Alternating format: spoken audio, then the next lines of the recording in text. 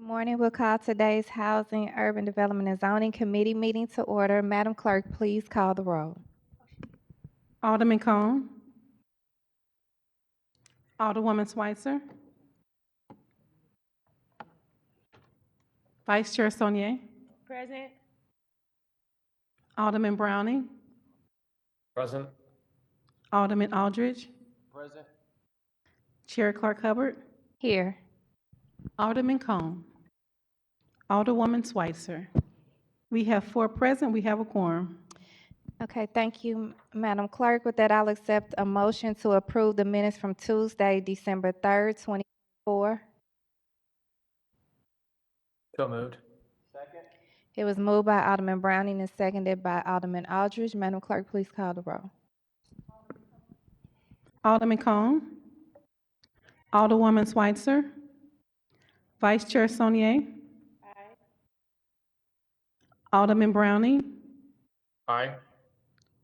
Alderman Aldridge. Aye. Chair Clark Hubbard. Aye. Alderman Cone. Alderwoman Schweitzer.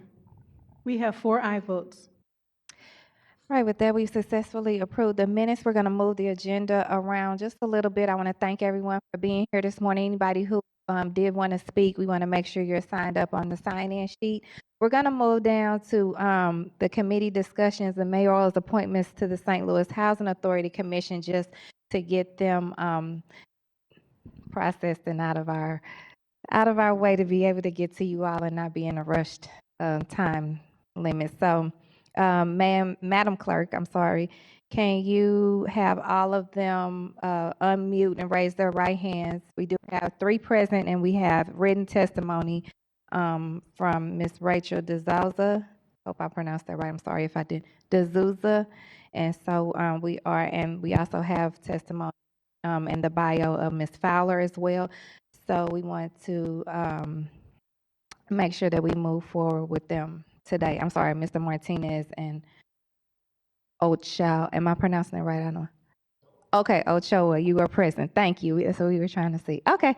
All right. Everyone raise your right hand. I'm sorry, Sal. Did you get tired of raising your right hand? Raise your right hand. Do you all swear to tell the whole truth and nothing but the truth? All right. Okay, well, we'll start with you, Mr. Ozawa. You can come on up to the podium and give us a little bit of background and why thank you first, but why you are willing to volunteer and serve on the St. Louis Housing Authority Commission.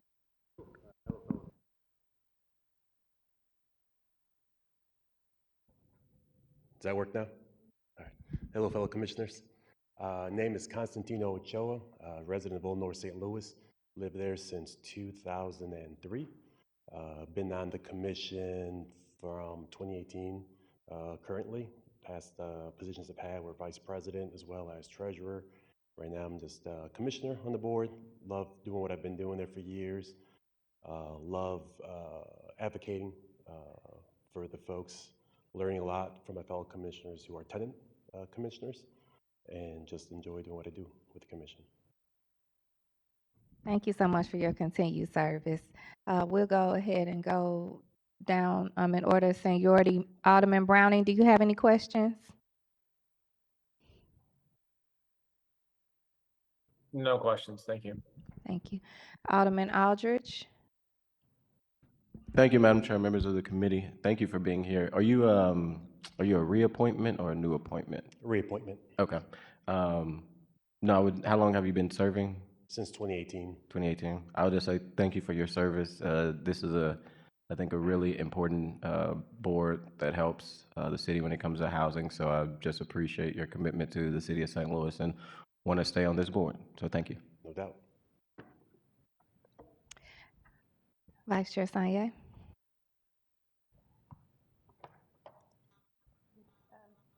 Same thing. Yeah, I think your mic been. Yeah. Okay.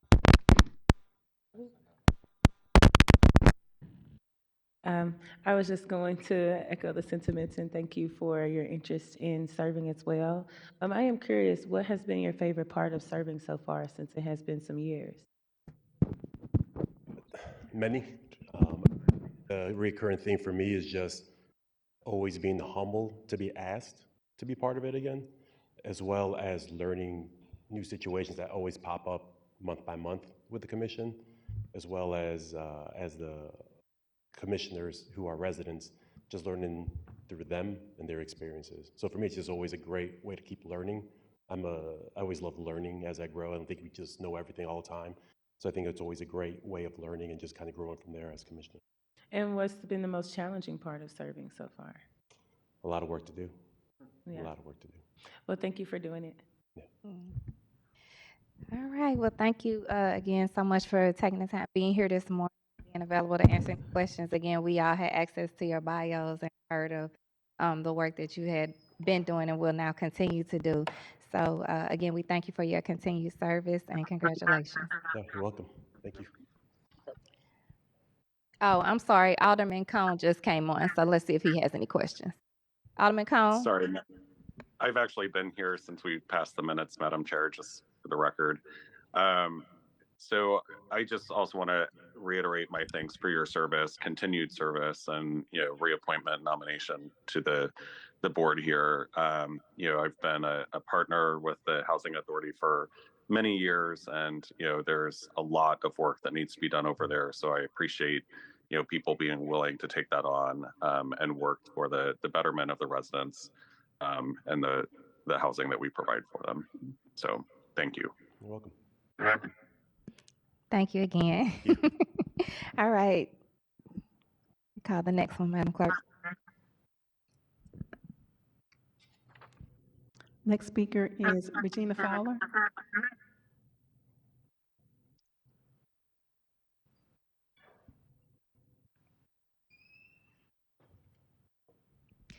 Good morning, Ms. Fowler. Good morning. How are you all? How are you? Thank you so much for being here this morning. Thank you for your willingness to serve, especially this way, as we have already heard the need is great.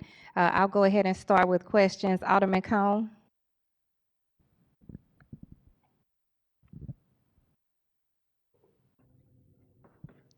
I don't have any questions. I'll just kind of reiterate. I know we've got a couple folks on the agenda for today, and I'm just going to do a blanket, thank you for your commitment to our city and the Housing Authority. There are a lot of challenges with the housing and rebuilding and projects that are happening and making sure that we've got maintenance and safety and all of that. And it's just, I know that it is not a position that is taken lightly by those that serve on this commission, and that there is a significant amount of work that goes into this, and relying upon the staff and tenants and others to do their part as well. But want to just recognize all of you for your dedication to our city and to this particular board. Thank you. Thank you. Alderman Browning? No questions. Thank you so much. Alderman Aldridge? Thank you, Madam Chair, members of the committee. Thank you, Ms. For being here today. Same question. Are you a reappointment to this board? I am. I was originally appointed in 2018 also, and it is a reappointment. Thank you so much. Echo the sentiments of my colleague from the Third Ward, and thank you for your willingness to continue to serve. Vice Chair Sanye? Hi, Ms. Fowler. Nice Hey. to see you. I'm going to ask you the same questions that I asked previously. What has been the the most rewarding part of serving, and what has been the most challenging part? The most rewarding certainly is the feeling that you're doing something for the city that I live in and I love.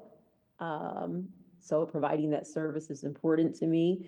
The most challenging is meeting the needs of those who need the most help. Given the limited budget that exists and the challenges that exist in public housing, you can't meet all the needs even though you want to. So it's challenging, but I would say certainly my time on the board, we've really worked hard to do as much as we can. So Thank you. All right. Well, thank you as well again, Ms. Fowler. Did you have any closing remarks or anything? I am just gonna have to leave. I'm catching a Okay. flight out of here. Absolutely. So thank you for Listen, taking me that's early. thank you so much. I'm glad you shared that. That's why I want to make sure I get it here. And your volunteerism and importance of your time and respect for your time. Thank you so much for taking the time and have a safe flight. Traveling grace. Okay, bye-bye. Next. Mr. Martinez? Yes, good morning, members of the distinguished HUD's committee. Happy to be here with all of you today. Thank you, Mr. Martinez. Good to see you. We'll start with questions, and I'm not sure if Alderman Cone was saying he didn't need to be asked for any more questions or. I am familiar with Mr. Martinez. I am familiar with his service to the Housing Authority, former chair of the Housing Authority as well. He's done a lot of work around this particular issue and within our community. And again, appreciate everything you do, Mr. Martinez, for our city very much.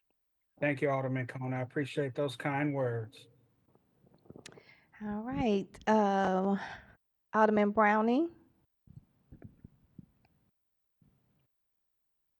No questions. Also familiar with Mr. Martinez and just thank him for his service. Thank you, Alderman Browning. All right. Alderman Aldridge. Thank you, Madam Chair, members of the committee. Same question, are you a reappointment? I know the answer, but are you a reappointment or a new member to this board? Yes, Alderman Aldridge, this will be a reappointment for me. And how long have you served? I was originally appointed to the board of St. Louis Housing Authority in 1998 by former Mayor Clarence Harmon. So I've had over a 2-decade relationship with the St. Louis Housing Authority. Absolutely. And I'm also familiar with your work. I appreciate your commitment to the city and to the Housing Authority Board and all the great work that you have done on that board and throughout the city of St. Louis. So thank you. Thank you, Alderman Aldridge. Mm-hmm. Vice Chair Sanye. Hi, Mr. Martinez. Always nice Hi, to Alderman. see you. Same questions that I had before. Just what's the most rewarding part of serving and what's the most challenging? Yeah, I would say the most rewarding is to the people, have an opportunity to do what we can to improve their lives. Some of you may know that I live in between the Clinton Peabody Public Housing Development and the LaSalle Park Housing Development. I don't live there because I have to. I live there because I want to. The residents in those two developments are my neighbors, and I love them dearly.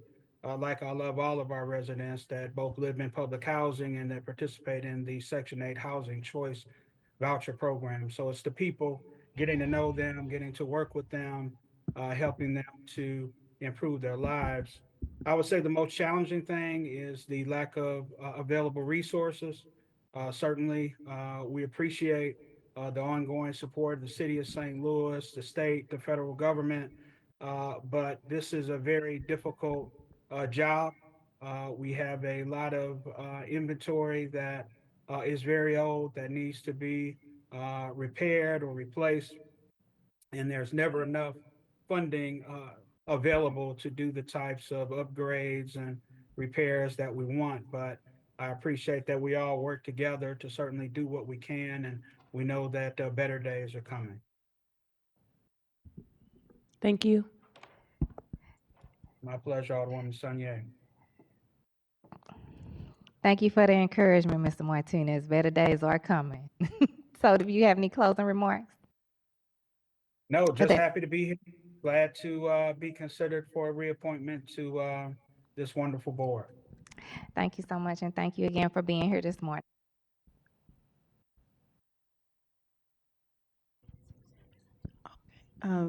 Dara Eskridge? Good morning, Ms. Eskridge. Good morning. It's good to be with you all. Yes, good to see you as well, sis. Thank you again for your service. Thank you for the time, not just taking out today, but in so many spaces that you intentionally create across our entire region, for that matter, not just the city of St. Louis. So thank you for your willingness to serve on this board. I'll go ahead with questions. Alderman Cone. Commission, I'm sorry. Thank you, Madam Chair. Also, just going to echo my sentiments that I've shared with the others. I think it's pretty clear that this is a role that, will take a lot of effort and work, and certainly appreciate your willingness to, take that on and help the residents that we're supporting, and also the city as a whole. Thank you. Alderman Brownie. No questions. Again, thank you for being willing to serve. Right, I'm sorry, Alderman Aldridge. Thank you, Madam Chair, members of the committee. Thank you for being here today, ma'am. Same question. Are you a new appointment or reappointment to? I am a new appointment. Okay. And what is the kind of the reason that you wanted to be on the Housing Authority Board when you looked at the boards and commissions? One, I was asked to serve, and I try to say yes to support my city whenever I'm able to. And two, because I have a background in affordable housing and community development, have also worked for housing authorities before, and believe very deeply in the dignity of home, and understand the housing authority is an essential leader in providing that. You said you had some experience in like housing authority in other municipalities, or could you elaborate a Yes, little bit? outside of the region. Okay. Yeah, so I worked for housing authority in Connecticut. Okay. Well, appreciate your willingness to serve, and hope your new appointment on this board could be very helpful for moving the city forward. And thank you again for willingness to serve on this board and commission. All right, Vice Chair Sanye. Thank you. Thank you for your interest in serving. Just the same question as before. What has been, and I guess for you, you can say what you look forward to as well.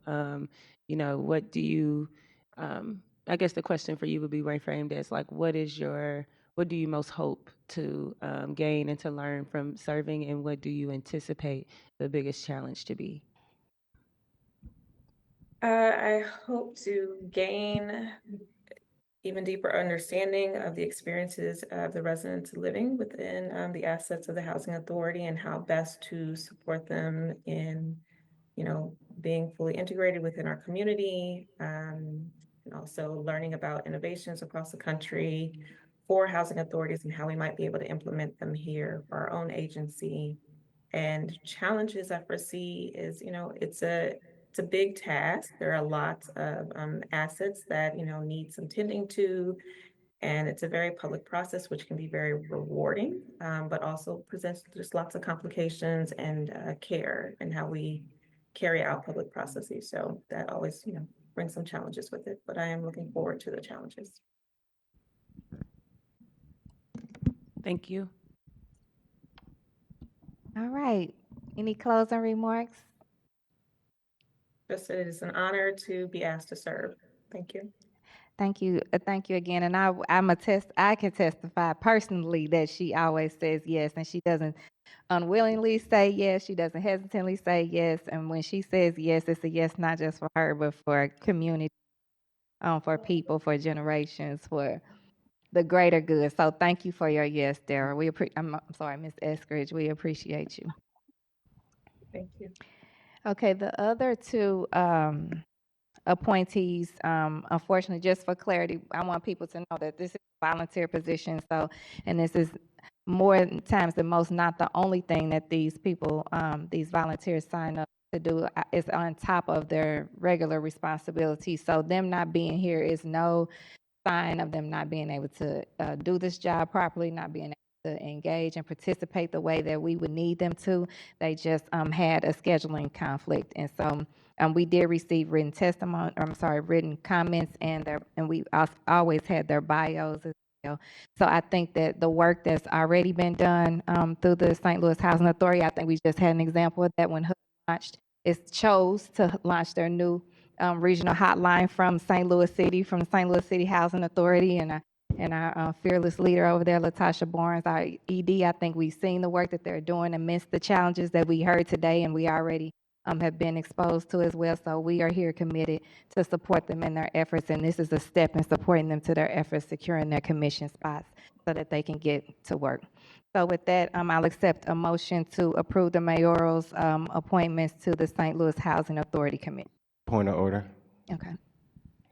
I would ask that we divide the question on Ms. D'Souza, who is a new appointment, and also Ms. Eskridge, who's also a new appointment, who's actually from my ward. I hear you, Alderwoman, that this is a voluntary position, and it is appreciate all the individuals that can be here, but I also think this is a very big, important board, and with new appointments, it would be good to just get a little bit more understanding of why they want to serve. I think it would have been different if, maybe it was a SID board, but this is a large board that affects housing. Yes, we have the resumes, but it would be great, hopefully, maybe we can work with the mayor's administration, Mr. Michael, who do boards and commissions, to figure out how we can be able to allow the two new appointments to come in front of this committee so that we actually can hear from them before we just vote on them outside of their resume. So I would make a, I'm sorry, Alderman Aldridge, Ms. Eskridge was here. That's who we Oh. just heard from. not Ms. Esker, you're right. Sorry, I was looking at someone else. So I would just divide the question on Ms. D'Souza. I'm sorry about that. Okay, and you did receive her written comments with the apology for not being a person? I did notice Okay. that. So I would Okay. like to make a motion that we divide the question on the appointees. Okay. So you want to just make the motion for it by name for the ones that you, Or I would say I would like to make a motion that we approve all the reappointments and new appointments besides Ms. Rachel D'Souza. Second. it's been moved by Alderman Aldridge and seconded by Vice Chair Sanye, that we approve all of the mayoral's appointments to the St. Louis Housing Authority with the exclusion of Ms. D'Souza. So noted. Madam Clerk, please call the roll. Alderman Cone, Aye. Alderwoman Schweitzer, Vice Chair Sonier, Aye. Alderman Browning, Aye. Alderman Aldridge, Aye. Chair Clark Hubbard, Aye. Alderwoman Schweitzer. We have 5 aye votes. All right, and we will work with Dr. McLemore on Alderman Aldridge's request. So then we'll move back in the agenda now to Alderman Browning. You are recognized on Board Bill 139.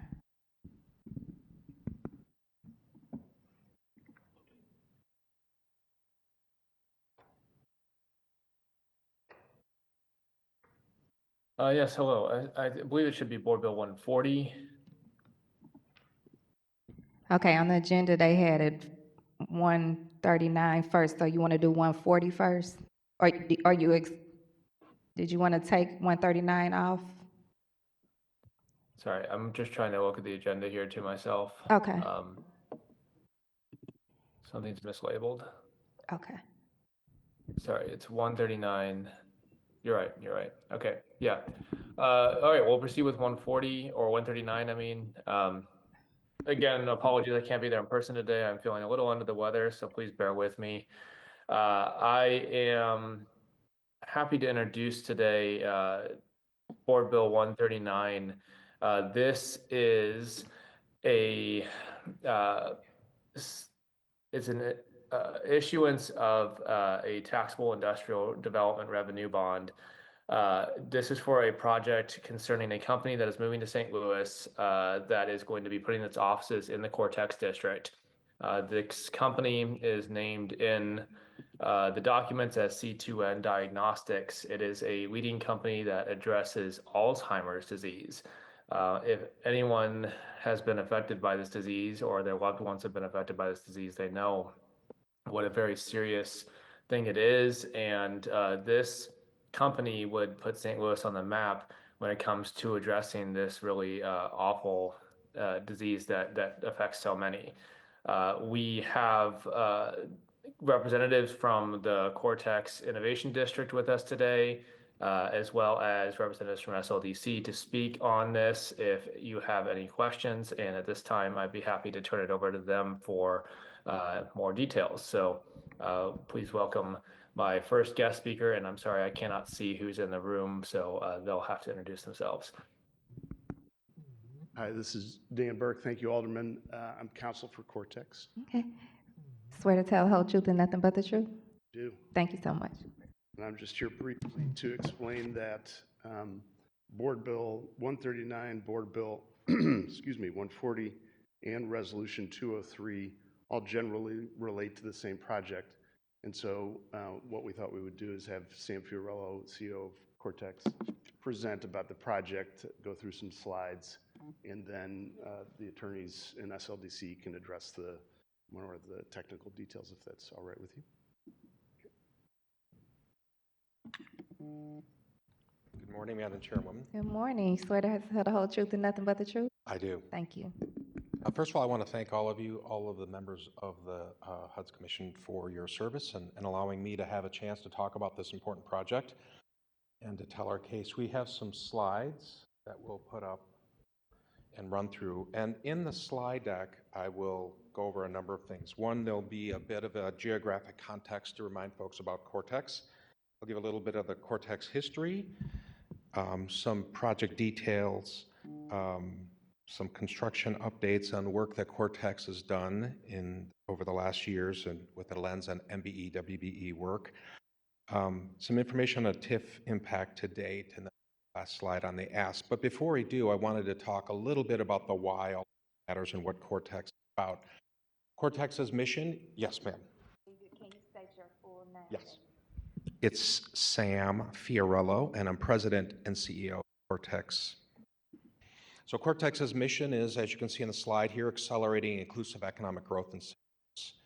We are focused on the tech industries, but we advance inclusion into our economic growth with intentionality. We want to make sure that we can try to drive inclusive growth, not just growth. And the ways we do this are by serving as an engine for economic activity, and that is through jobs. And those are both jobs that we recruit companies to our city, and also that we keep homegrown companies here and let them grow and thrive here and make sure that folks then have a chance to work in those jobs. The project we're going to talk about today is a project, the owner of the project is our partner, Washington University. And I have to say that give them a shout out because just to give you a context, the investment that they have made in this project, no for-profit developer would have done this and taken on this kind of upfront risk. The idea here is to provide affordable laboratory space that's super expensive and specialized, but to make it as affordable as possible so that early stage companies can afford it. And they do things like take a chance on the balance sheet of these companies. They don't require a real robust balance sheet. They'll take a risk there. They also share some of the upfront costs, and they'll have flexibility on the term. And that is, and their total investment is a couple $100 million, approach a couple $100 million. And it's a real risk and a real investment. So I want to give them a call of thanks before I dove into these slides. But this is the kind of thing that we need to do to continue to spur economic growth in our city. First slide, please. This is just a reminder of our TIF area. It's broken down into RPAs. That RPA that we're talking about is an RPA 4. The project we're talking about is RPA 4. It's the RPA that's circled there. It's on Forest Park Parkway, west of Van Devetter and east of Boyle. Next slide. So this is a bit of a timeline to show you the growth of Cortex has had over the years. I don't have to go through all of it, but you will really see in these slides, starting back in 2014, 2015, there were investments made and buildings started to grow. The 200-acre parcel of Cortex, which was formed officially in 2002, back in its founding had about 250,000 square feet of developed space. And by developed, it was really a lot of sort of poorly used older industrial complexes. Today, it's over 3 million developed square feet. There are over 6,000 people who are employed in the Cortex district, and it's over 420 plus companies. And again, we focus on tech and life science companies. Next slide, please. You continue to see more of the growth and more of the progression. This is something that didn't happen overnight. This is decades in the making to get to the point where we are today. Next slide. So it was a unique master TIF that was created in 2013. It gave us flexibility to activate RPAs over time. All the RPAs supported infrastructure, public realm improvements benefiting the entire district and area-wide projects. Cortex pursued area-wide projects early and aggressively with the city's agreement, and the future RPAs would pay down these investments. And Cortex bears the risk of repayment, not the city. I just want to make that clear in this slide. Next slide, please. The TIF redevelopment project area RPA 4, as I mentioned, was approved and activated actually in 2023 when we activated another RPA, RPA 6. But at the time, we foresaw that this project was in the works, that we were hoping that we would get to some catalytic events. I know that Washington University, the owners, applied for federal and state historic tax credits and waiting to hear if those were in fact approved and we can go forward. But we did say to the TIF Commission at the time that we would come back and when we had more of a detailed plan, a specific plan, and come back to y'all and ask for permission. We met with the TIF committee a couple weeks back and presented and got their approval to move forward to this point we are now. Next slide, please. So some of the project elements of the project we're talking about. It's a 7-story tower. It's eligible for federal and state historic tax credits. As I've mentioned, the project is a little over 160,000 square feet. And the program includes lab-enabled space for startups and early-stage companies. And again, that's a vital offering that's missing in our city. One area of economic growth in the real estate area is lab space, life science especially. If you look at some peer geographies, places like Chicago and Boston and Baltimore and on, you'll have 20 and 30% vacancy in lab space. Here in St. Louis in our MSA, it's about 5%. So it's an acute need, and certainly at Cortex, we have very, very little vacant lab space. And so when the opportunity like a C2N comes along, a homegrown technology working on, as Alderman Browning said, a really important area of Alzheimer's drugs and medications, we really need to find a way to keep those companies that are growing and doing important work, not only for the region, the city, the region, the state, but the world. And so that's what we're trying to do today, is find a way to put together a package that C2N, which is obviously, as you can imagine, being courted by a lot of municipalities. It's a very attractive enterprise built on great science, and it's going to grow. In fact, we've been competing with a location in Chicago and one in Boulder, Colorado, to try to win this project. And our offering of these TIF dollars to the owners to make these improvements is vital. In fact, the project really won't happen unless we get this TIF over the line. You'll see some slides coming up with some details of the project. These are photos, a little bit of early work that was done, but that's early work that was done mandated by the historic tax credits. The project is still waiting to have robust start date for the approval of this package here and these incentives. Next slide, please. So again, this is just to give you more of a visual, the project site. Prior to commencement, you're looking here, south aerial view. That's Forest Park Parkway. That's the Goodwill Industries building. There's a small connector building in between, and then a western low-rise building. Next slide.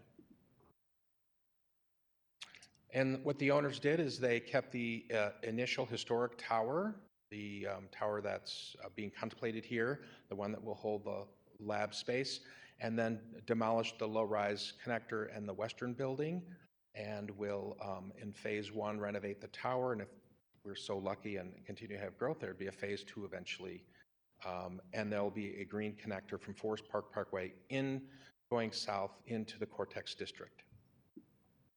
Next slide.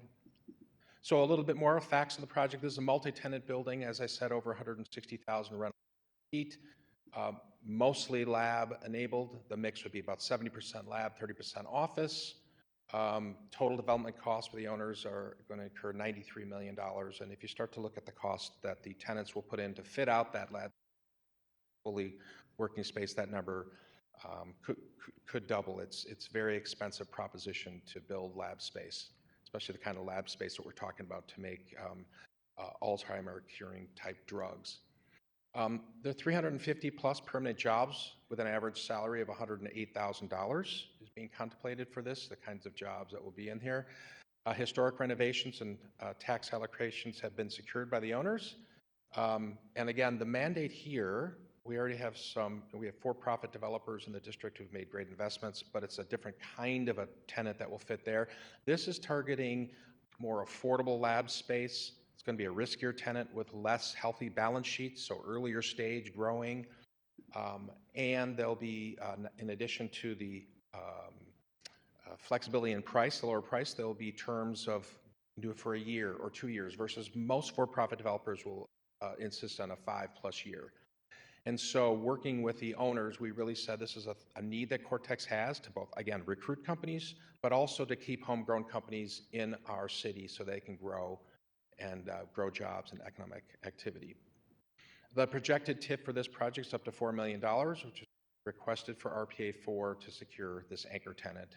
It's been in the paper now. That anchor tenant is C2N. Project status is limited scope of work, as I said, has been done to date. Much of it is mandated by the historic tax credits from both the federal and state authorities. The tenants have, potential tenants, C2N has not signed their lease. It's really contingent on our ability to bring these resources to bear to get them over the line. The remaining scope of project, if we should be able to go forward and get these last pieces put together, the owners will move quickly, and the hope is to move the tenants in first quarter of 2026 into the space. And during 2025, as they continue to fit out that lab space, they and the Cortex team will aggressively look for life science companies from other parts of the country and world that could be convinced to move operations to St. Louis and grow their business here and land them in that space. Next slide. Just a couple of quick renderings of what the building will look like when it's completed. You see the owners have spent a good deal of energy and time trying to make sure that they continue to adhere to the sort of the old classic look of the building, but add a modern flair and make sure it blends into surrounding environments, both in Cortex and the surrounding neighborhoods. Next slide.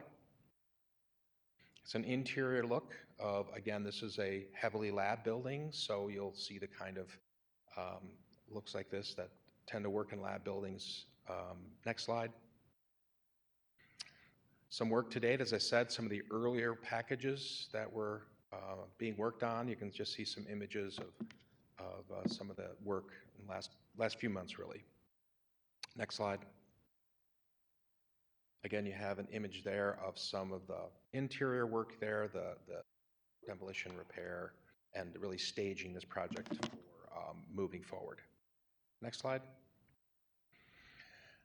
We wanted to include this to make sure that you all knew that we have top of mind our work with aggressive work, proactive work, intentional work on both WBE and MBE contract. You see that we have ambitious targets and that over the last years, over a decade, we've adhered to those targets, surpassing some targets, hitting many targets, and this is over a large scale. This isn't just one small project. This is 1.4 million square feet of work, $400 million worth of work, and we put this up here because, again, it's not an afterthought. We do this with intentionality. Next slide. We also include this slide to show that there have been economic benefits to the state and region and city with our TIF activation, and I've highlighted just the St. Louis Public Schools. The number that you see there is over 16, almost $17 million of accretive or net positive taxes have gone to the St. Louis Public Schools due to Cortex TIF activity. So it's a vibrant economic engine for many of these entities. Again, you have all the details, but I just wanted to call out the one, that is the St. Louis Public Schools impact. Next slide. So here's the final slide, and that's the ask. The requested action by Housing Development and Zoning Committee is to favorable recommendation of the bills before you. All right, thank you so much. Did you have anyone else with your group that wanted to speak? That's it, ma'am. Okay, okay, we'll go ahead and let SLDC come up and then we'll start with the questioning. Thank you.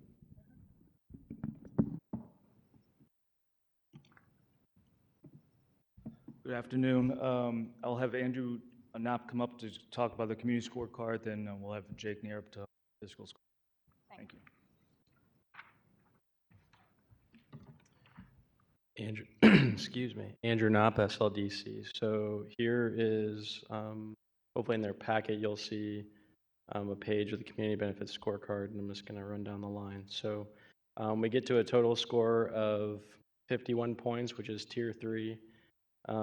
As far as abatement is concerned, which is relevant to the personal property tax abatement, that qualifies it for up to a 25-year abatement, first 10 years at 90%, followed by 50% in the remaining 15 years. And this also makes it eligible for the TIF that is in front of us too.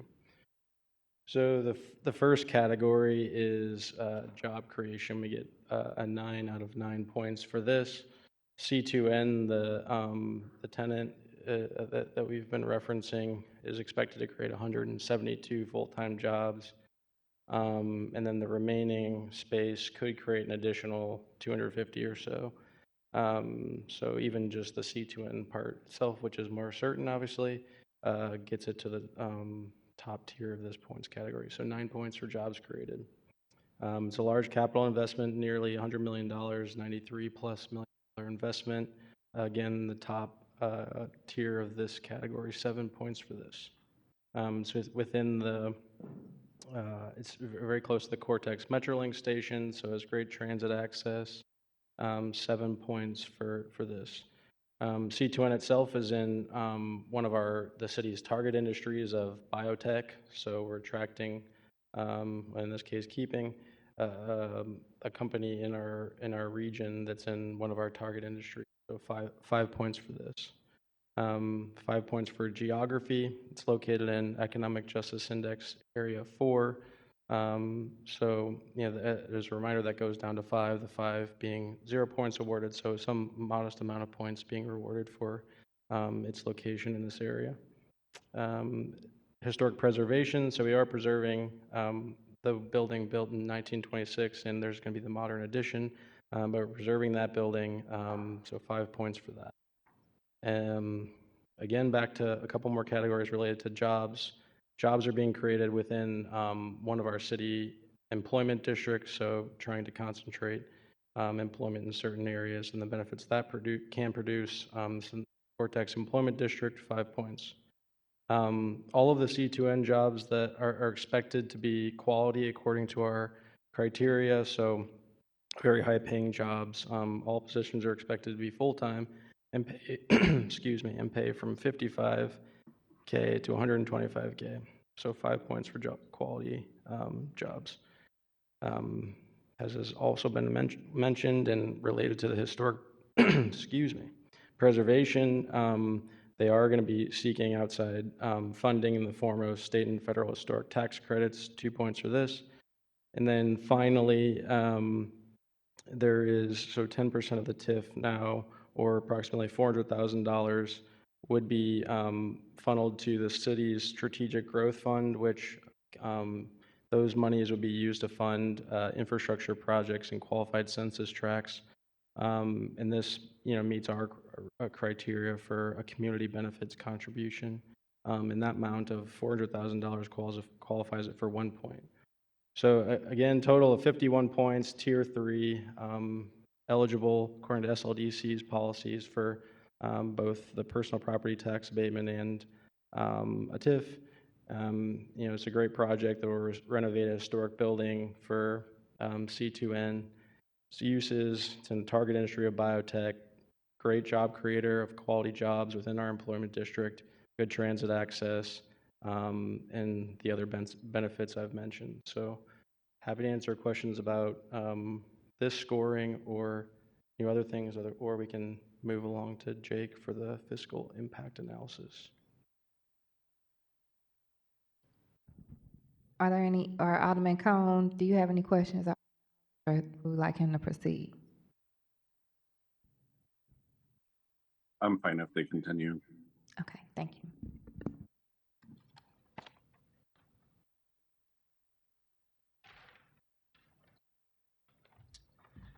Good morning, committee members. My name is Jake Narup. I do financial analysis for SLDC. I'm happy to walk you through the numbers on this one. We realize it's a little bit unique in how it's structured.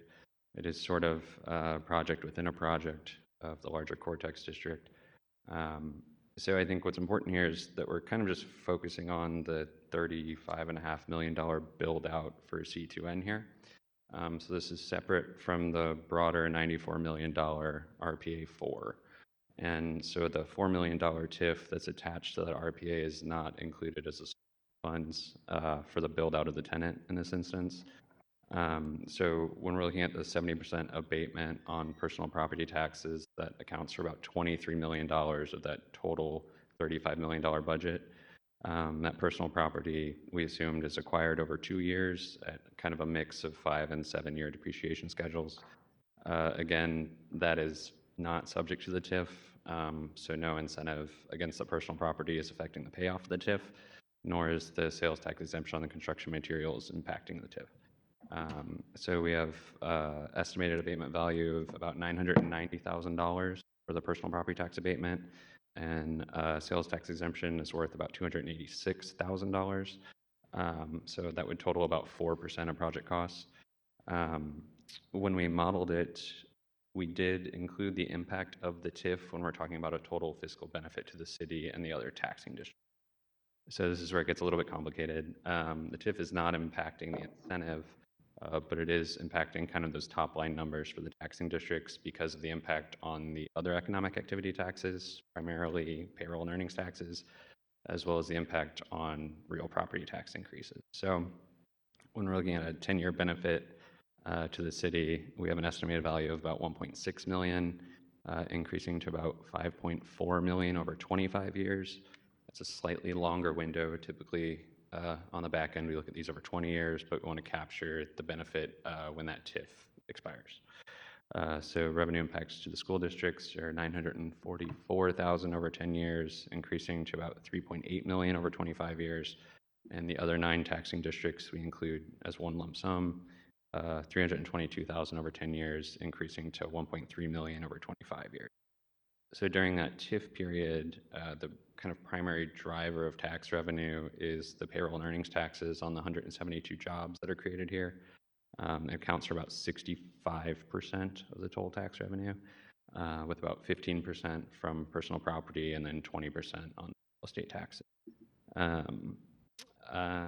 I realize this one's a little bit unique and a little bit complicated. We will perhaps get in the weeds on the broader RPA 4 and Board Bill 140. But for the purposes of Board Bill 139, we're just looking at C2N and the tenant build out there. So I'm happy to answer any questions. All right, thank you. Does anyone have Alderman Cone or members here? Do you all have any questions for them? You want to hear from? I'm talking about before we go into public comment. I would go after public comment. Well, they offered the question, so that's all I was asking. Thank you.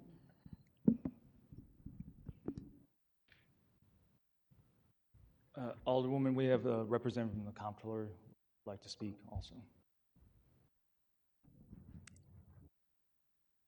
Good afternoon. If you could just state your name for the record and your title. Yes, I'm Charles Salisbury from the law firm of Salisbury and Associates.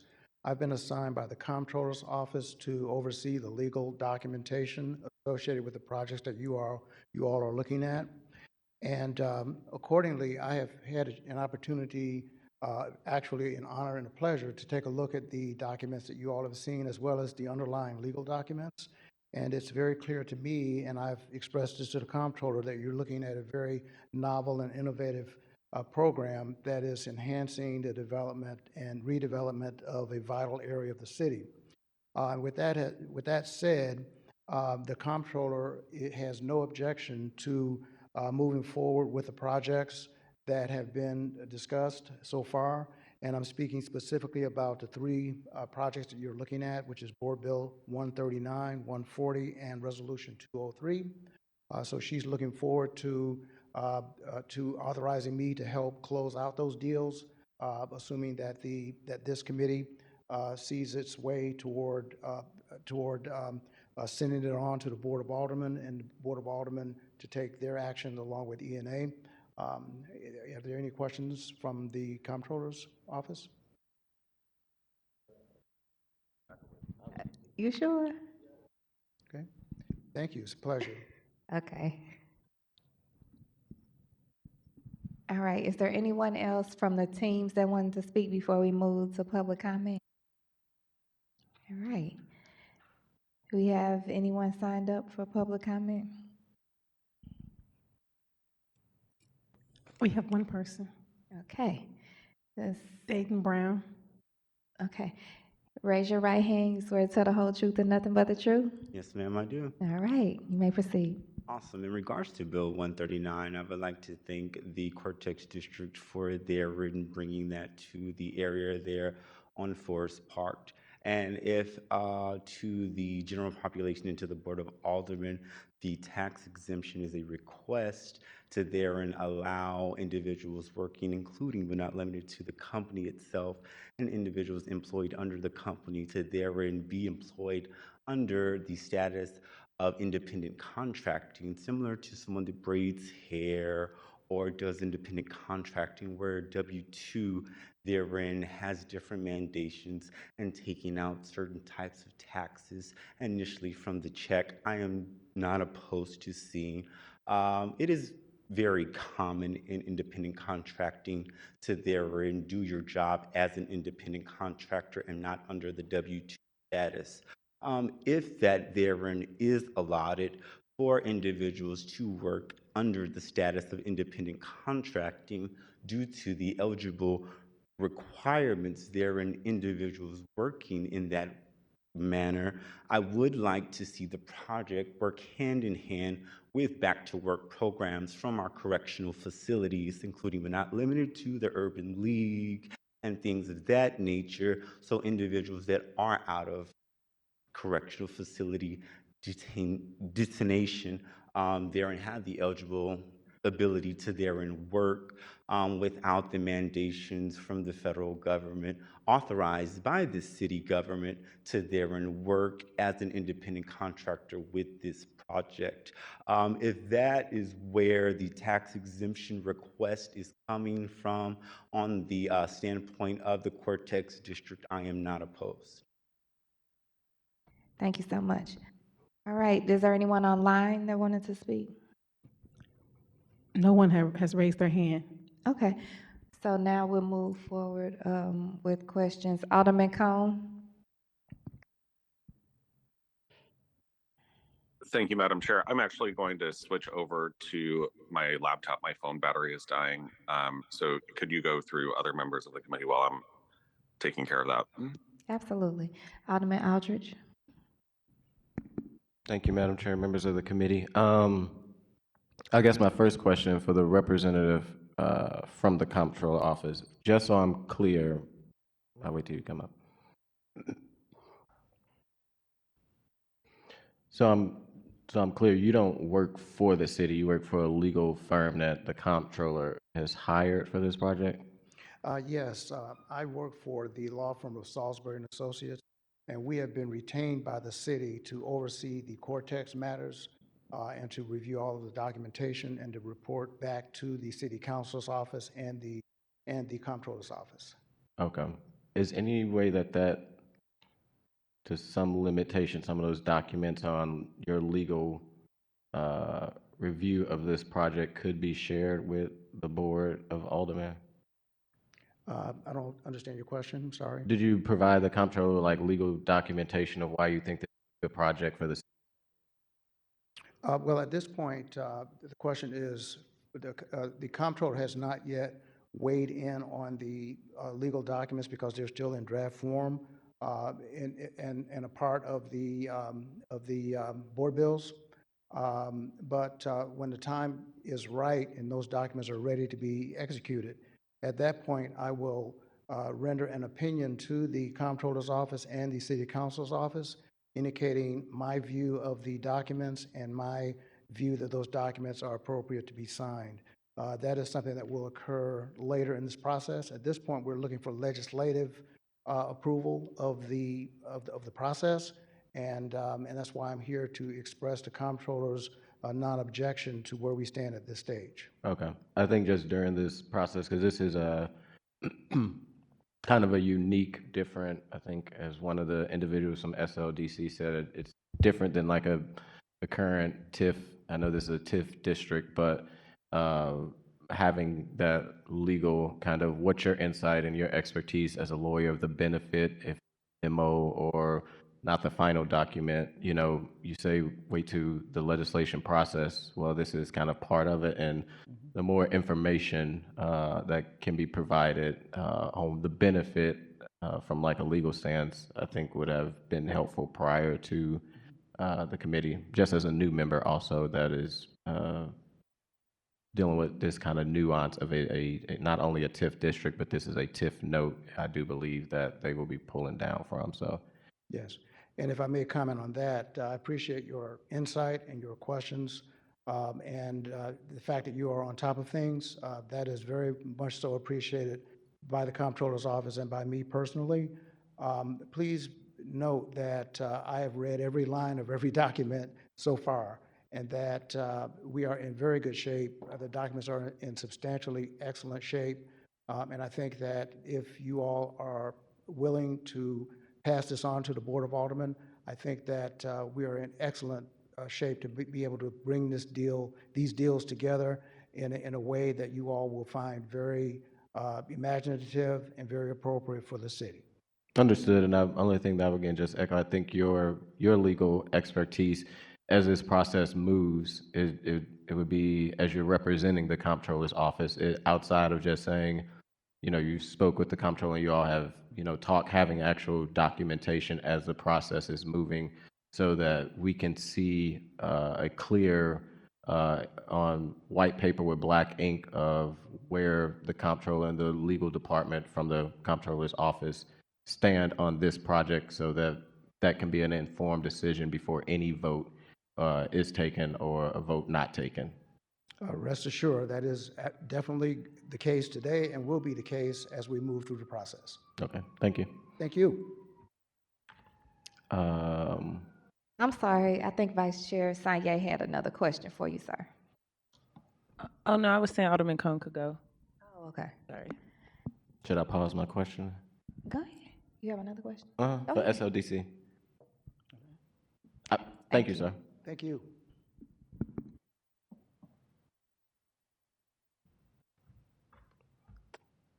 Thank you, Madam Chair, members of the committee. So just for clarity and for clarification, you all just sent out this packet to the Board of Aldermen at 10:47, roughly 13 minutes before the HUD hearing, correct? Correct, yes. Just so I'm clear, because I find your packet to be very helpful when making informed decisions, and I know prior to the board bill being filed, this packet wasn't attached, which is not only helpful for members of the committee, but I also think for transparency for members who want to follow the legislation to be able to make sure that that's posted with the clerk and it's online. I guess what was the delay of getting this to the alders and also to the general public? No, this is a great question. A lot of the information presented in the packet was presented at the TIF Commission and was voted and was a public document. The issue that we had with this project, that it's very special, and hopefully we don't see these many in the future, but we were competing against other cities, and we couldn't announce a lot of the information inside the pack, especially the company. Cortex can probably go into greater detail on the competition piece of that. We're competing against 2 other municipalities with other incentive packages. So, and we had to align things up with the state before we announce it. This hearing right now is the first time we are publicly announcing the company to the public. Gotcha. And also, I want to be clear, I appreciate all the work, Mr. Wilson and all the other members of SLDC, the work that y'all do. And like I say, these packets are very helpful, and especially as you guys have been intentional on how you score projects. For me, getting it a few minutes before the meeting, just I wish I would have had it sooner to be able to make an informed decision. Because like you say, this is a a unique project that I don't think probably the first time it's come through the HUD's committee of at least my timeline. I don't know if something like that has happened or this type of project has happened in the past. Correct. And then that's part of the problem we'll have in future competitive process. Sometimes we can't announce a company, so the pack is going to be a little difficult to maneuver in the future, but I'm open to any suggestions. Don't like providing information, just a blank scorecard, like company X. I don't think that's helpful sometimes, but we pushed this as far as we could get, and then we got the green light to be able to share the company name with you. So in the future, we'll not do this, but I just want to make sure the Board of Aldermen is aware of what we're facing on our side when we're come across projects like this. Thank you for that clarification. I don't know which twin it is, but it's on the analysis as far as like funds over the next 10, 15, 25 years of economic analysis. Appreciate both of the twins from SLDC. You guys always are very informative and crunch great numbers, so thank you so much. So looking at I guess it's page 9 on the analysis, can you explain a little bit of the stretch of timing and the timeline of why we won't see large revenue growth from this project to roughly, it looks like, 2045? Sure. So there's a couple of sources of revenue kind of at play here. And with regards to Board Bill 139, the primary ones are payroll and earnings taxes and personal property taxes. We're abating the personal property taxes, and that's on equipment that's depreciating over time, which is why you actually see that school tax line kind of decrease for the first 10 years. That's the depreciation of the assets that we have the personal property tax abatement on. There's a little bump in 2036 when that personal property tax abatement ends, and those are now fully taxable. I will say this is a conservative estimate because theoretically, the tenant here is not making one investment in personal property tax or one investment in personal property when they occupy the space and then never making any additional investments after that. Theoretically, they would be acquiring more equipment as time goes on. The big bump that you see in 2046 is kind of the expiration of the broader Cortex TIF when now all the real property taxes are now flowing back to the taxing districts again. So until that broader TIF expires, none of the incremental increase in real property taxes due to the renovation of the building will be realized. So over the 10 years, if I'm reading it right, the new revenue for the school districts will be 944,000 and some change in that 10-year, and 15, 1.4, and then in 25, 3.8. Right. And typically we would do a 10, 15, 20, but because we want to capture the taxes at the end of that TIF, we expanded it to 25, so you can get that big bump at the end and see what will be realized when essentially all of these incentives expire and everything's fully taxable. But for the record, this is just a 10-year at 75, right? Or 70? 10 years at 70 on just the personal property, and then a sales tax exemption on construction materials, which I believe we estimated a cost of about $286,000. Okay. Thank you. And then for the other twin,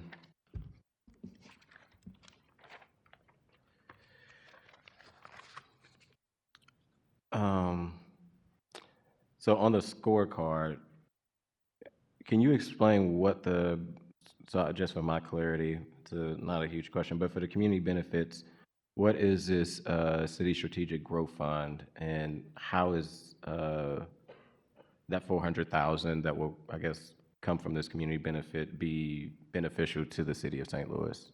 Yeah, so some of the details of how that got created might be better answered by someone else, maybe Zach or a lawyer or something like that. But it's now all TIFs going forward. 10% of the TIF revenues that are generated over time then get put into the city's strategic growth fund, which, as I mentioned before, funds can be used to fund infrastructure projects and qualified census tracts. And so it's not $400,000 upfront. It's as pilots and EATs are collected over the course of time. Those are then 10% of those are diverted into the city strategic growth fund to be used for those purposes. So, it won't be $400,000 at one time, and it'll be over the course of time.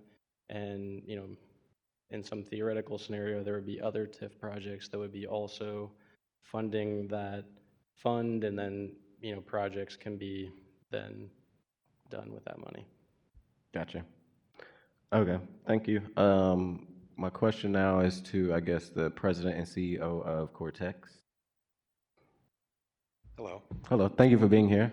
Oh, my pleasure. Thank you for the slideshow, and appreciate the work and your investment in the city, especially in the Cortex area. What is, from the board, Sam, what is your timeline on the project and needing to get this moving or done? I think yesterday, I'm sorry to say, we've come down to, as has been mentioned over and over again, this is a very tough fight with a couple of other municipalities. They have a couple of advantages, frankly. Both of them have second generation lab space, which means tenants have been gone, it's built out, so it can be much lower cost. And two is that both the city of Chicago, the state of Illinois, and the competition in Colorado, they have incentive dollars that they can throw at the project. So this is our tool. We're hoping to get to the point where we can get the tenants to sign official signed lease, and they have said they won't do that until they know for sure about this. So would love to have it done by sometime in January, so we could move this forward. And I wanted to make one point clear on sort of revenues in the future. This project, which we're talking about these incentives to help get it off the ground, will take 70,000 of the 160,000 square foot building, right? A building that it's been sitting there idle for many years, not throwing off revenue. We then will work aggressively to fill the rest of that building, the additional 90,000 square feet, with labs, with researchers, jobs. So that will be a catalytic event. So if you were to be able to add those numbers into this analysis for the building versus this specific project or the subset, those revenue dollars and economic impact to the city would go up exponentially. Mm-hmm. So just to clarify, this is a catalytic event. It is this developer, like any developer, is not going to do a building 100% spec. This early work is work that they've committed to with Historics. This is a catalytic event. If we can get C2N over the line and get them to yes, and get them to take 70,000, I'm very confident that we could then, at the price points that they've set and the kind of layout they've created, I'm confident that in 25 and early 26, we can have that building committed and then filled up. And then going forward then, like I said, it's over 350 jobs, and then the rest of the building is throwing off a lot of economic activity for the city. So the Board of Aldermen moving on this, and you say the timeline by January, which is a very accelerated timeline. I think it would be in the near future for all developers, but moving legislation so fast like this sometimes can be just want to make sure we're doing the right thing, and puts the board in we have to do this ASAP type of mind frame and kind of a rush. What is the commitment that if the board gets this done and across the finish line, is there a commitment from C2N that they're actually going to move to St. Louis, or is this just a tool that you all are trying to use with the other people that are competing for this to be competitive? No, they're currently in St. Louis. So this is another thing about this project that's so exciting is when Cortex was envisioned, this is the sweet spot where you have technology at one of our anchor institutes. This discovery that C2N is built on came out of WashU Labs, this Alzheimer's drug, or test a drug. We have to be able to take, especially things like that, when there are companies formed with the technology built in our own city, we have to be able to figure out a way to keep them here and to grow here.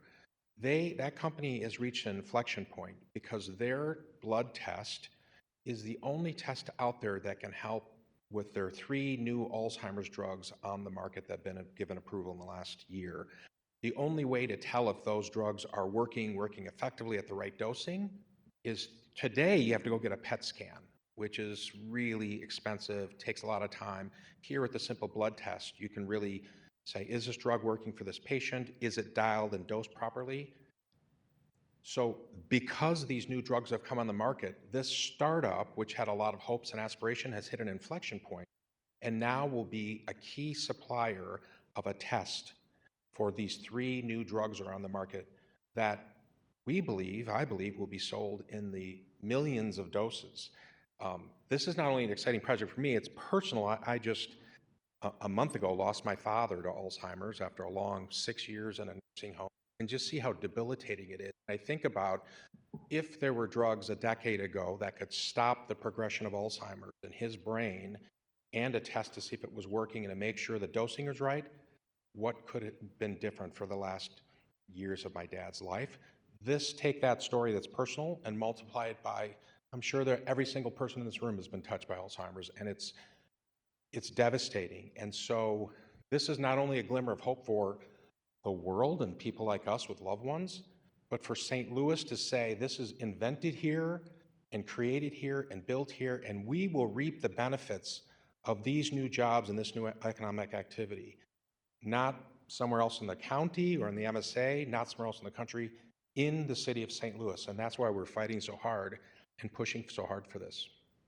Okay. But again, if this gets done, is this a guarantee that the expansion, I guess, of this company would stay here, or would they go somewhere else? Is this a tool that you guys are using?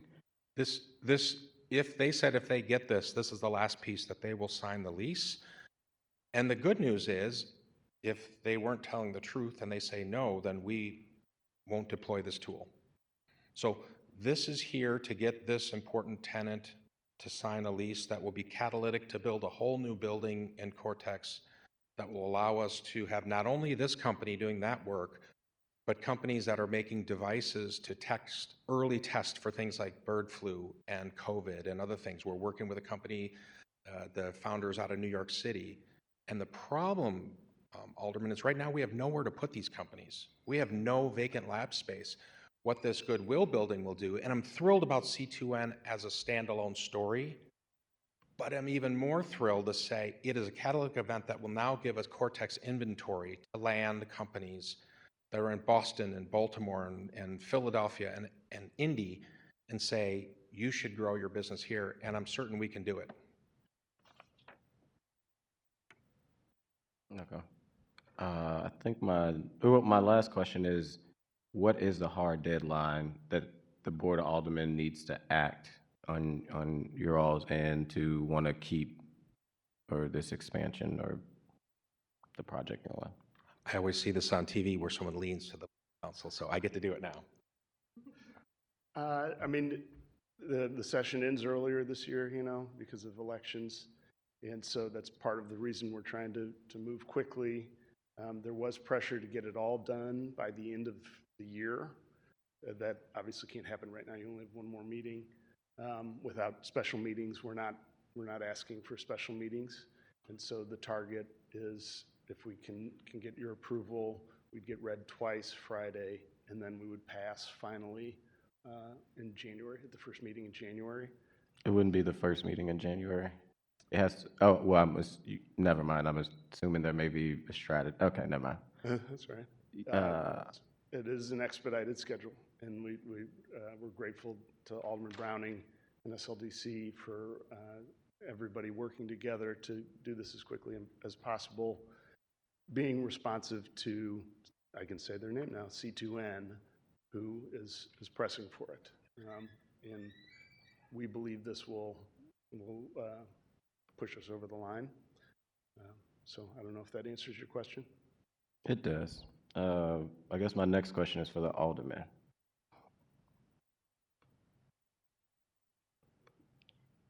Thank you, Alderman. So I see this as, this is one of those ordinances that has to be approved by the Board of Estimate. Have they already approved this, Board Bill 139?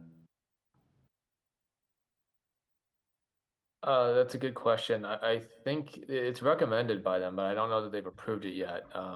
Perhaps someone from SLDC can speak to that. I haven't, this has been moving pretty quickly, so I'm not sure if they were able to have a meeting before this meeting.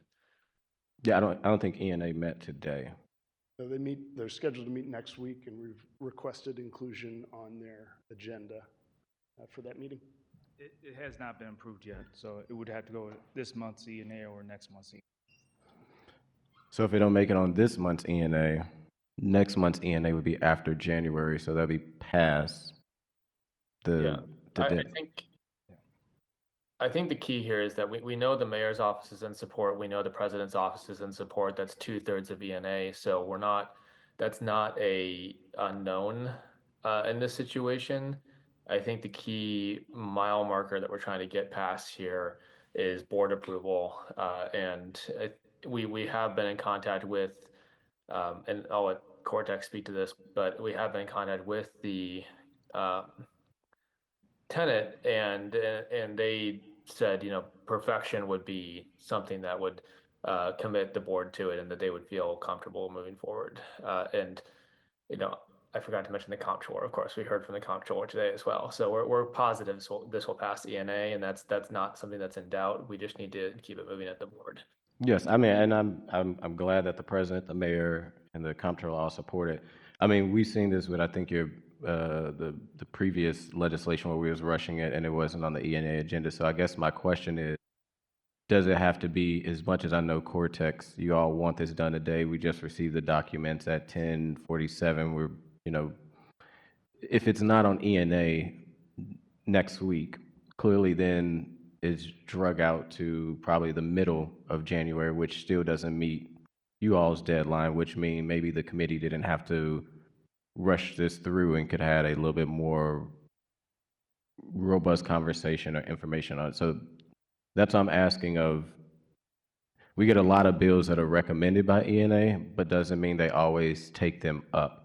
And I know your previous bill also was like similar to this. It was recommended by ENA, but ENA hasn't picked it up. So I'm curious of the timeline of this being taken up by ENA, and is this going to be on the agenda next week? And then if not, if it's middle of January, that goes back to, I think, again, to a previous bill, we didn't need to rush everything so fast. I think to the president, CEO, you had a compelling testimony about the benefit that this can have. And I don't think nobody, I mean, I definitely don't want to stop this project, but I think process is important to know if we make this decision, what does that process look like if we don't make the decision? And there's also, outside of us, there's another board that has to approve this, that have not approved this yet, which will change the timeline that you all are looking to do or not to do. And I think that's important information just to have, to know how we're moving forward,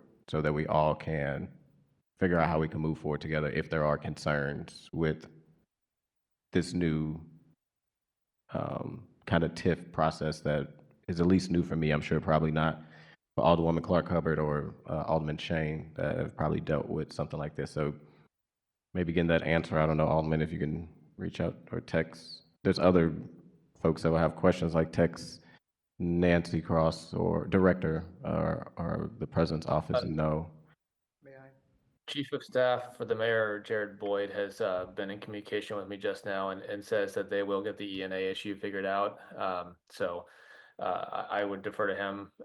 Obviously, I can't speak to what ENA is going to do. I'm not on that board, and the president's office couldn't join us today. But we know that issue will be addressed, and I'm not concerned there. I think, just to speak to it, the only uncertain aspect is our board at this stage.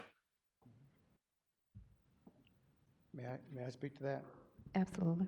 I had a long conversation with the comptroller concerning these three measures, and she anticipates that the three measures will be on the agenda for the upcoming upcoming E&A meeting.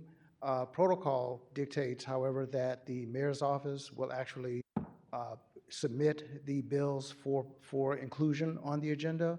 But the comptroller expects that that will be done and that the three measures will be taken up at the upcoming E&A meeting. Thank you so much. Glad you're able to be here.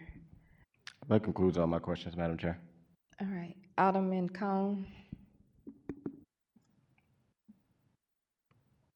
Thank you, Madam Chair. I also just want to thank everyone for their time this afternoon and this morning.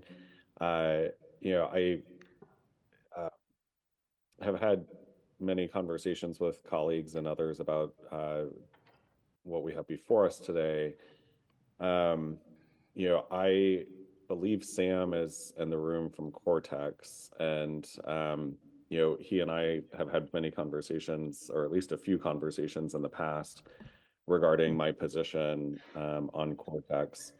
I am very supportive of Cortex, the work that they do. I'm impressed with the development that has happened within this district. I think that many of us know that this district is a national example of something that St. Louis has done right, and something that our region needs in order to continue to grow and thrive, and also has done its part in terms of economic development and bringing retail and other opportunities into an area that otherwise did not have them prior to this being established.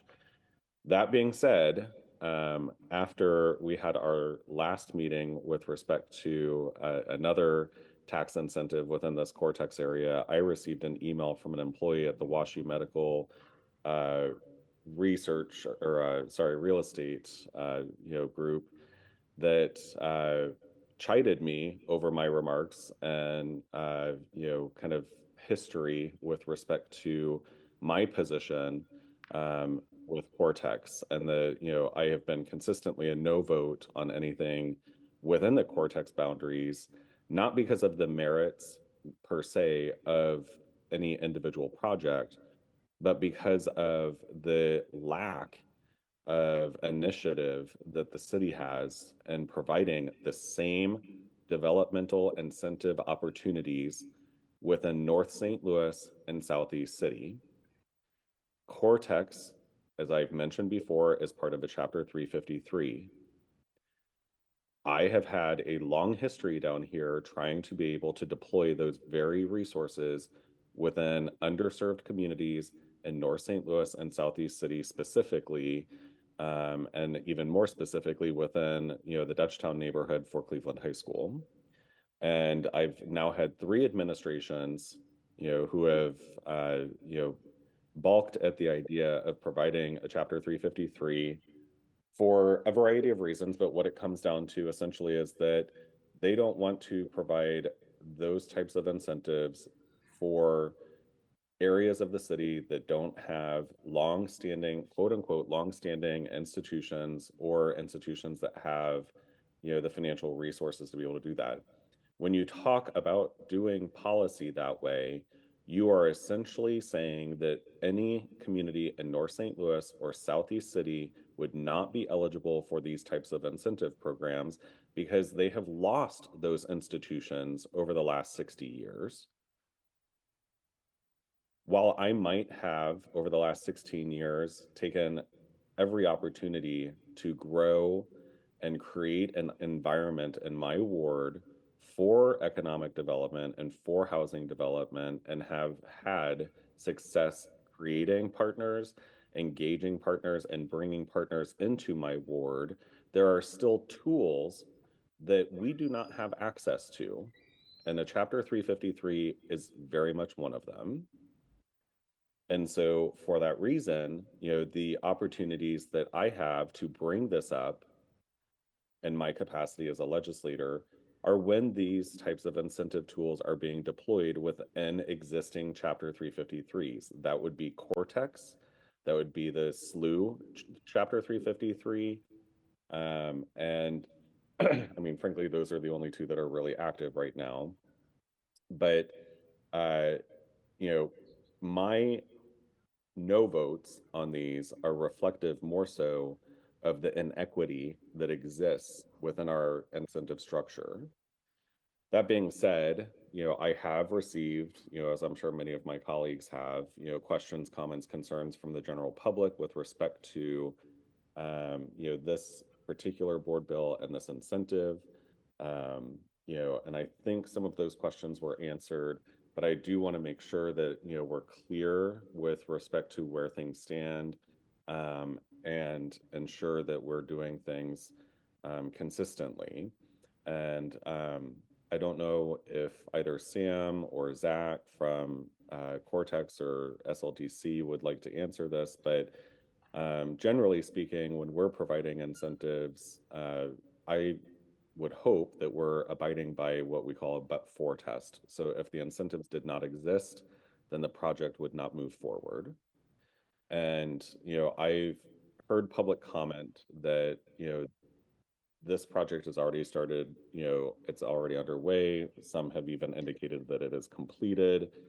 And I think it's important for us to just make sure that we're answering and asking and answering that question, to ensure that we are kind of passing muster with that but-for test. So Zach or Sam, if you'd like to respond, I'd appreciate it. Thanks, Alderman Cohn. First thing I'll say for the record is not only would I not send an email chiding you, I really respect, since we first met, I started at Cortex in March of 2020. I think I met you later that year.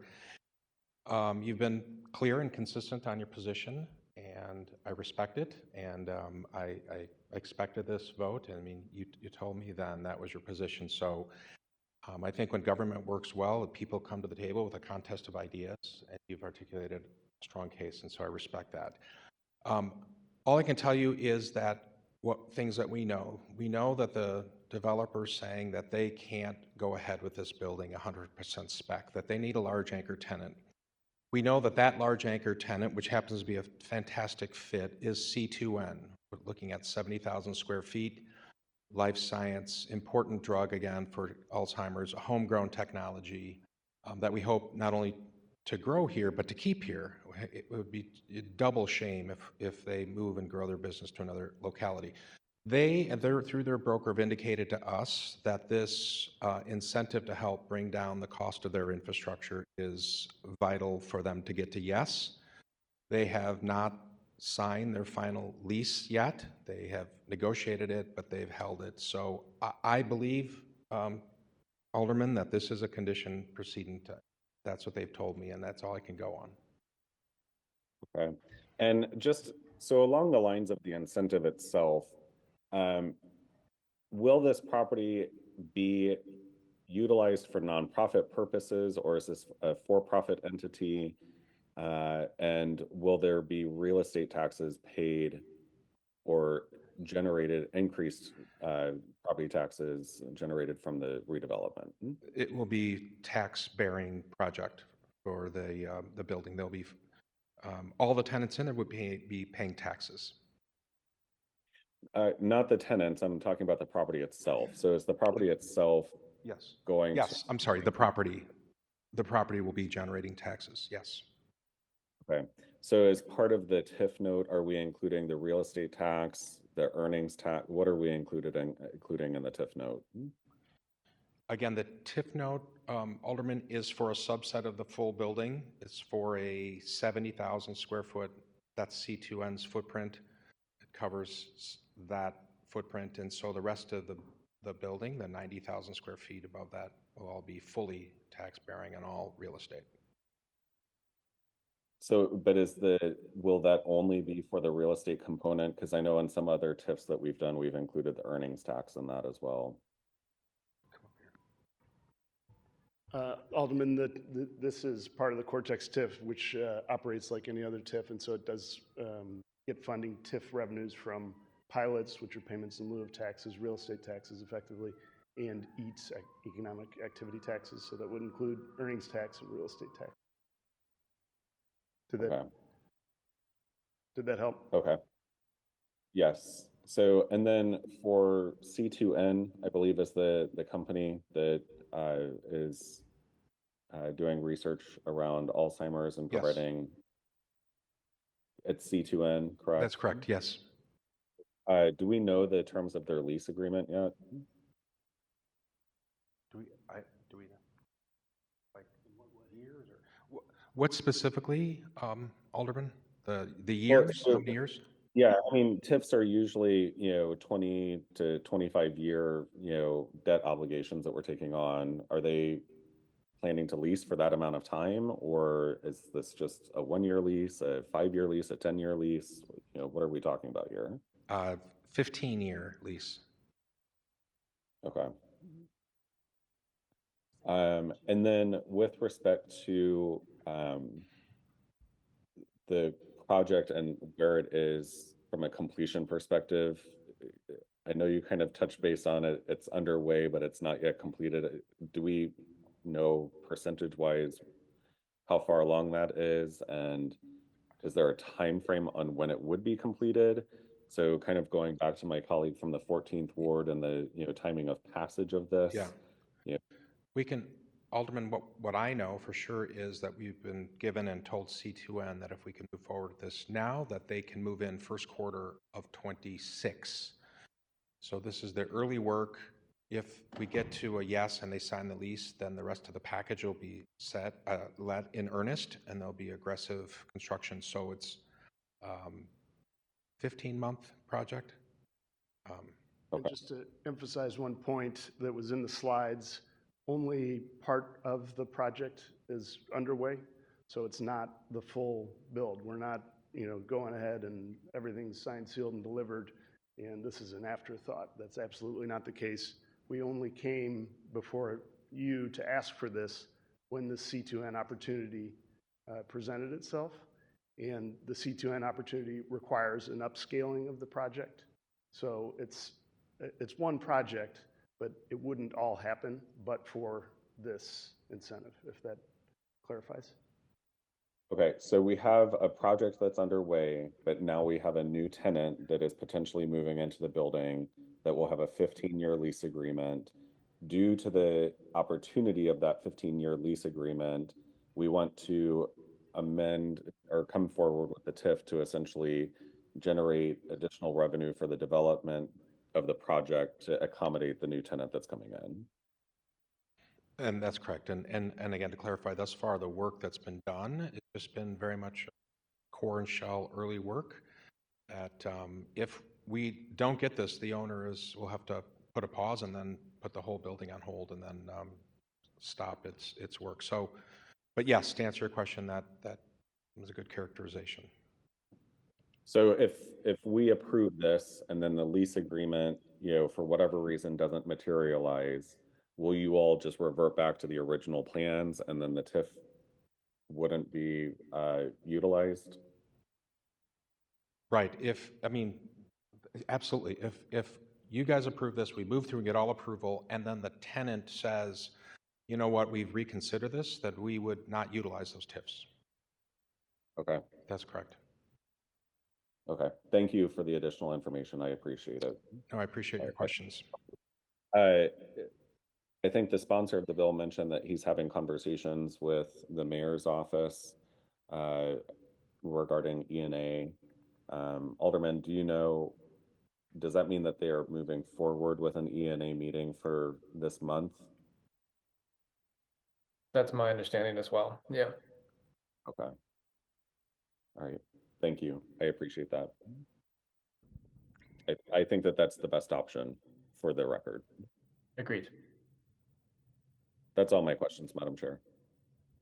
Vice Chair Sanya. Thank you, Mr. Wilson. I think you're first in my line of questions. Alderwoman. Hi. Hello. Thank you for taking my calls on this. I always try my best to keep up. The good thing is the Alderwoman, the chairwoman, always announces on Friday that we have meetings, so I always go and look and see what's on there. I think I said this last time we had something, so this is not specific to this project, it's just in general. I also expressed this to Mr. Richardson. I really dislike this trend of like getting us the review materials really late.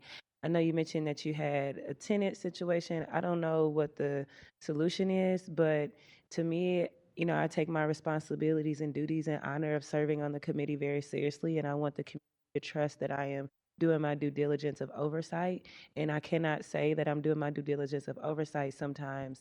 Today is an exception because we had appointments, we had many things, so I was able to read through the packet, but it is, you know, almost borderline offensive to me that we get materials 10, 15, 20 minutes before. It's almost as if we're expected to just give a rubber stamp yes without having the time to review.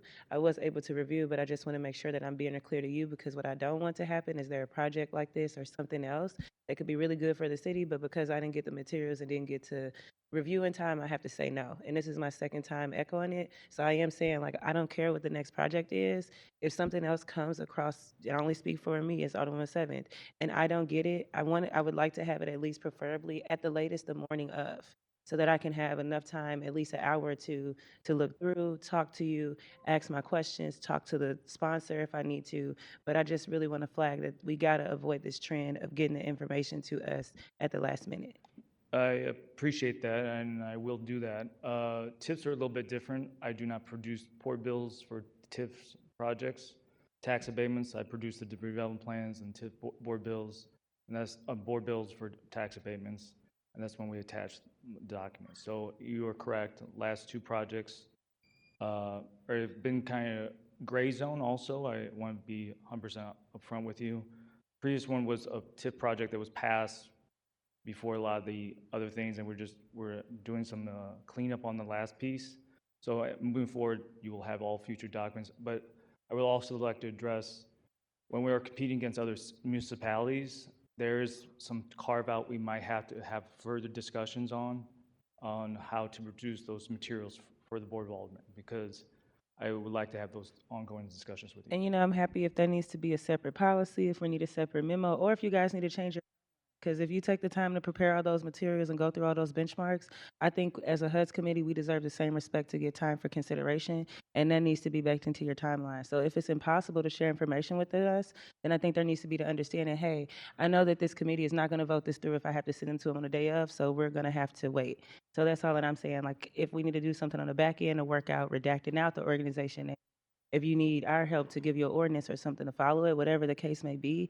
But I take oversight and I take serving on the committee seriously and being able to answer to my constituents and being able to talk to my colleagues and raise my concerns. So I just need enough time to be able to do that, and I will not do it in a rush again. I will just be. No, I totally hear you and I appreciate it, and I will gladly work with you in the future.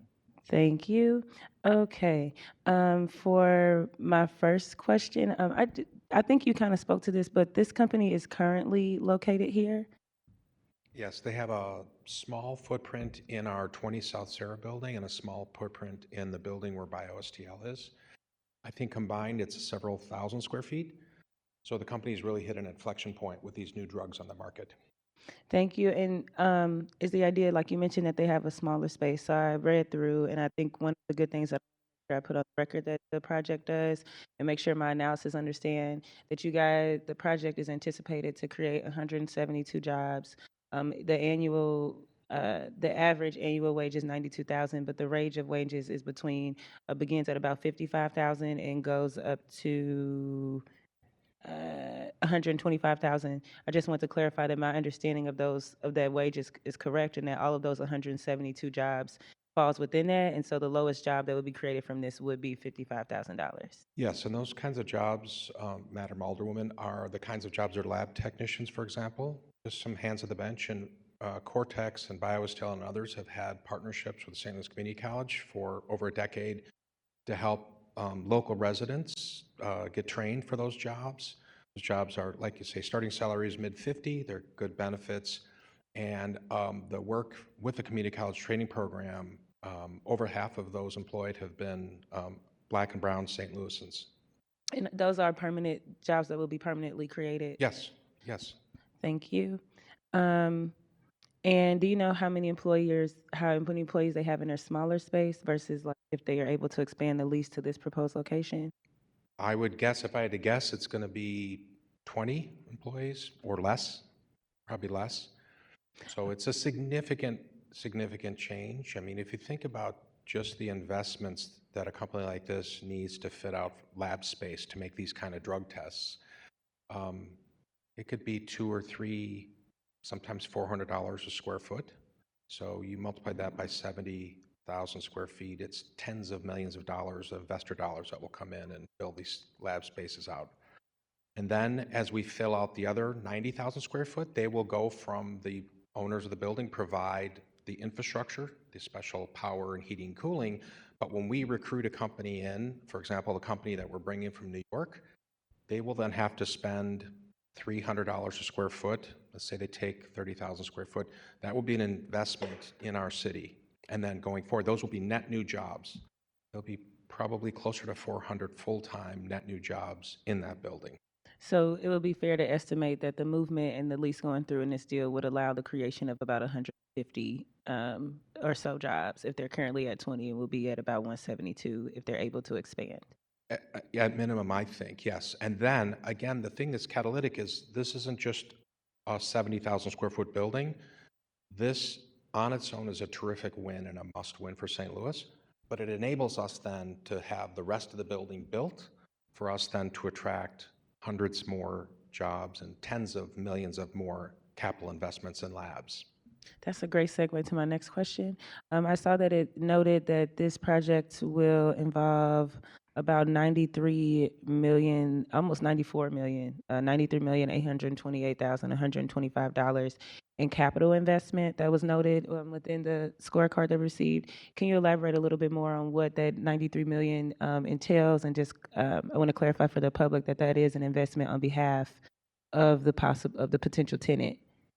It's investment to enable the entire building. So it's public realm improvements, infrastructure improvements, new additions to wastewater, power. But then the big cost for a lab building is you need special, like an emergency backup generator, right? If you have cells, human cell samples, like my dad's cells would have been sent in, you can't afford to have the power go down for an hour and destroy that. So there's emergency generators. There is special vents for the lab fume hoods.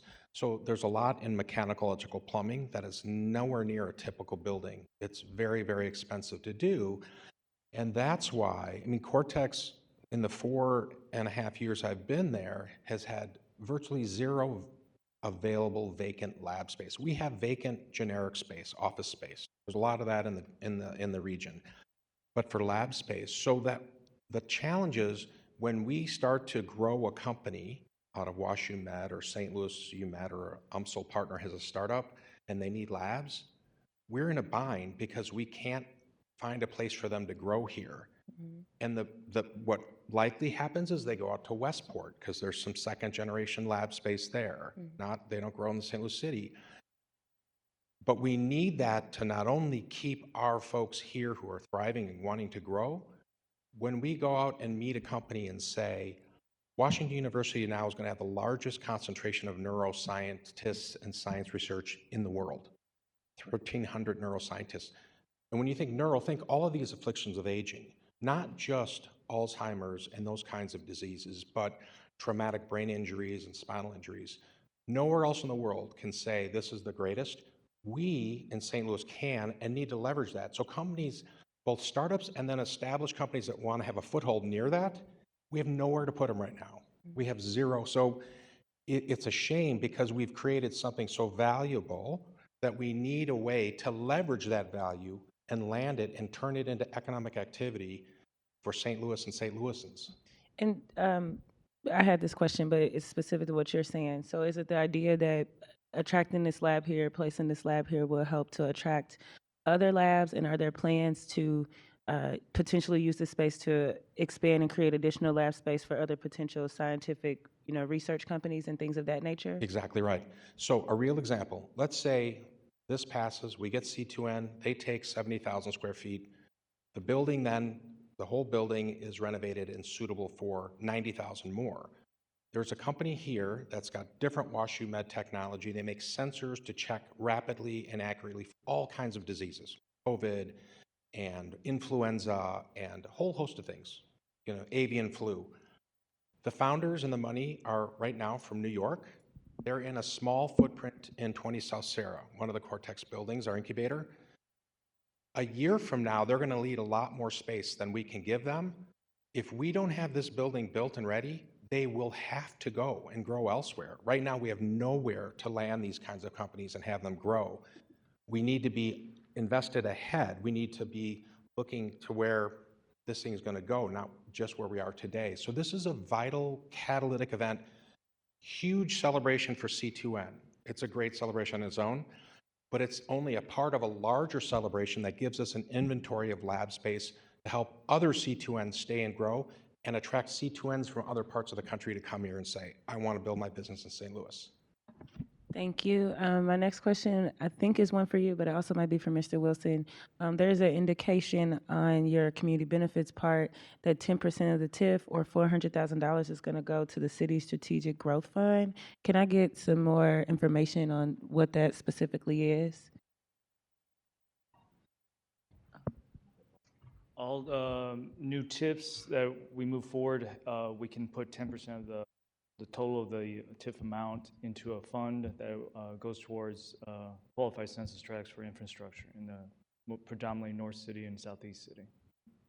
So the city strategic growth fund, because I'm not familiar with it, is a fund where we put monies in it and then we prioritize the investment of that fund based on economic justice track?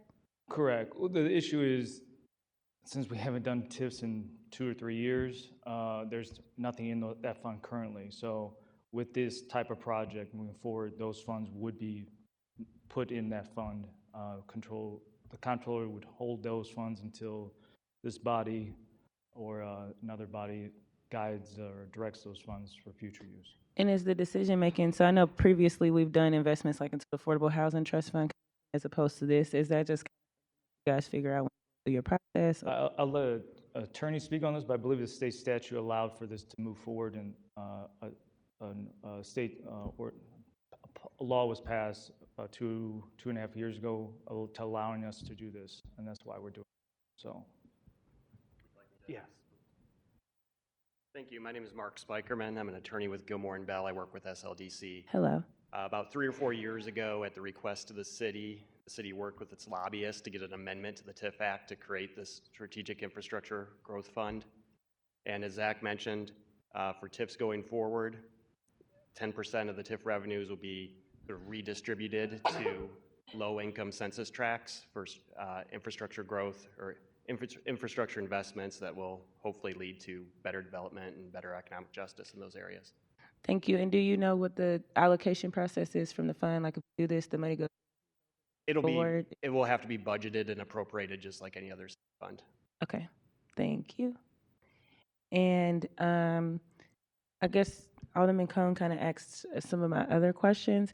I don't know if you would have the answer to this, the owner, but I do, the owner. I don't know if you would have an answer to this as Cortex, but you may not because it's very specific to the thing, and it is honestly more of a curiosity question. I think it's incredible.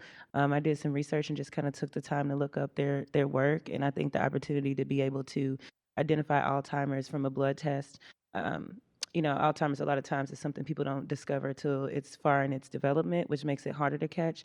But even the testing is extremely intensive, can take months and months before people are even clear what it is. And obviously blood tests move a lot faster. So I'm just curious though, because for blood tests, sometimes you can get your results back in 24 hours. Sometimes it can take weeks. Do you know the research that they're working on and where they're at, what their estimations, maybe a range is of the timetable of a patient being able to get like a concurrent result from their test is? I don't know the answer, but I did want to clarify without going too. There are 3 new drugs by bigger drug companies. So C2N is a startup, but there are 3 new drugs that've got FDA approval that say, when you take this, if you have early signs of Alzheimer's, it can help stop the plaques that grows in your brain that then causes the loss of memory and all the things that we see in Alzheimer's. There needs to be a way to say, is this working for this individual? Is the plaques not growing? Is it the right dosing?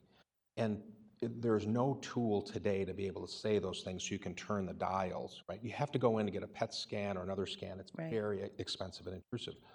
What C2N's drug test It may does, not even be approved from insurance companies sometimes, those more inclusive testing. yes, Mm-hmm. C2N's drug test is much less expensive.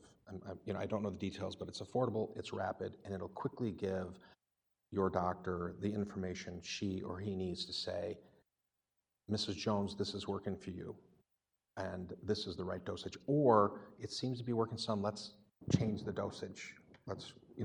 That's a really important tool that has to go along with these drugs to make them as effective as they can be.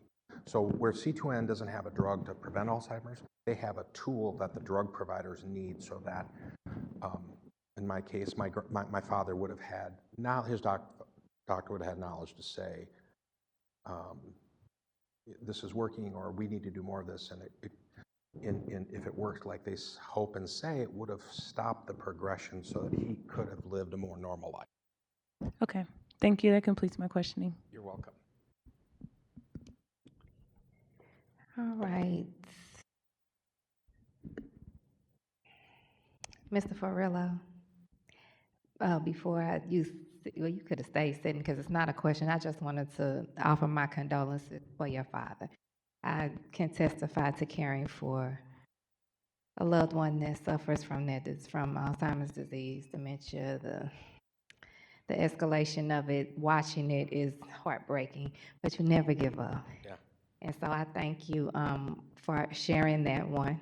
And then again, wanted to offer my condolences and hope, right? Continue hope that we can share as witnesses of that to what this kind of change and this kind of work can bring. So thank you for that. Really appreciate that. Absolutely. Did anyone else have any additional question? My questions were answered through the very thorough presentations that were offered today, and I didn't have any additional ones that came up during my colleagues' questions, but I did want to offer another round just in case. All right. Okay, Alderman Browning.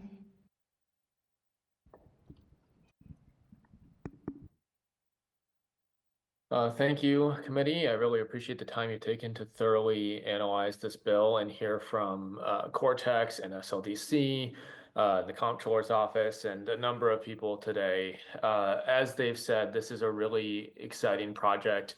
This puts St. Louis on the map in a big way, and it really helps people who really need it. So I ask for your favorable consideration today, and again, thank you for your time. All right, with that, I'll accept the motion. I make a motion that we pass Board Bill 139 with the due pass recommendation. A second. The motion was passed by Vice Chair Sanye, seconded by myself. Madam Clerk, please call the roll. Alderman Cone, No. Alderwoman Schweitzer, Vice Chair Sonier, Aye. Alderman Browning, Aye. Alderman Aldridge, No. Alderwoman Chair Clark Hubbard, Aye. Alderwoman Schweitzer. We have 3 aye votes and 2 no votes. Right, that you successfully passed Board Bill 139. Thank you.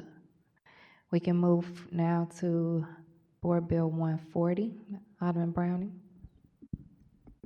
Thank you. Let's keep this rolling. So we have Board Bill 140 in front of us. This is the issuance of a TIF note. Again, repeating that the TIF was activated last year, 2 years ago almost, but that this will issue the TIF note. And again, I would invite members of SLDC or Cortex to speak on this if you have any more questions. Right, SLDC.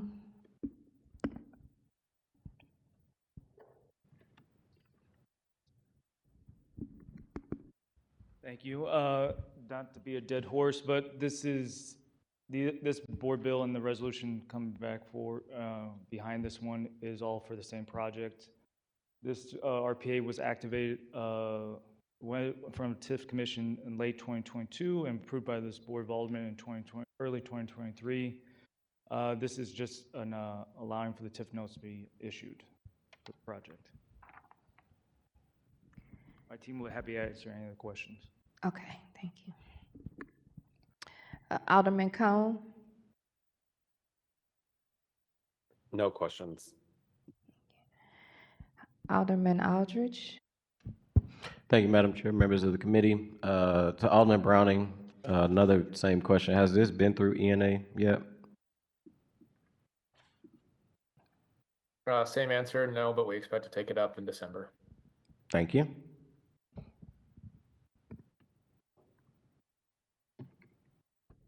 Vice Chair Sangye. No questions. I should say no further questions. Okay. All right. Did we have any speakers on Board Bill 140, Madam Clerk? We have none. Okay, and none online? I'm sorry, we have one hand up online. If you can turn your camera on and raise your right hand, we can swear you in and you can proceed.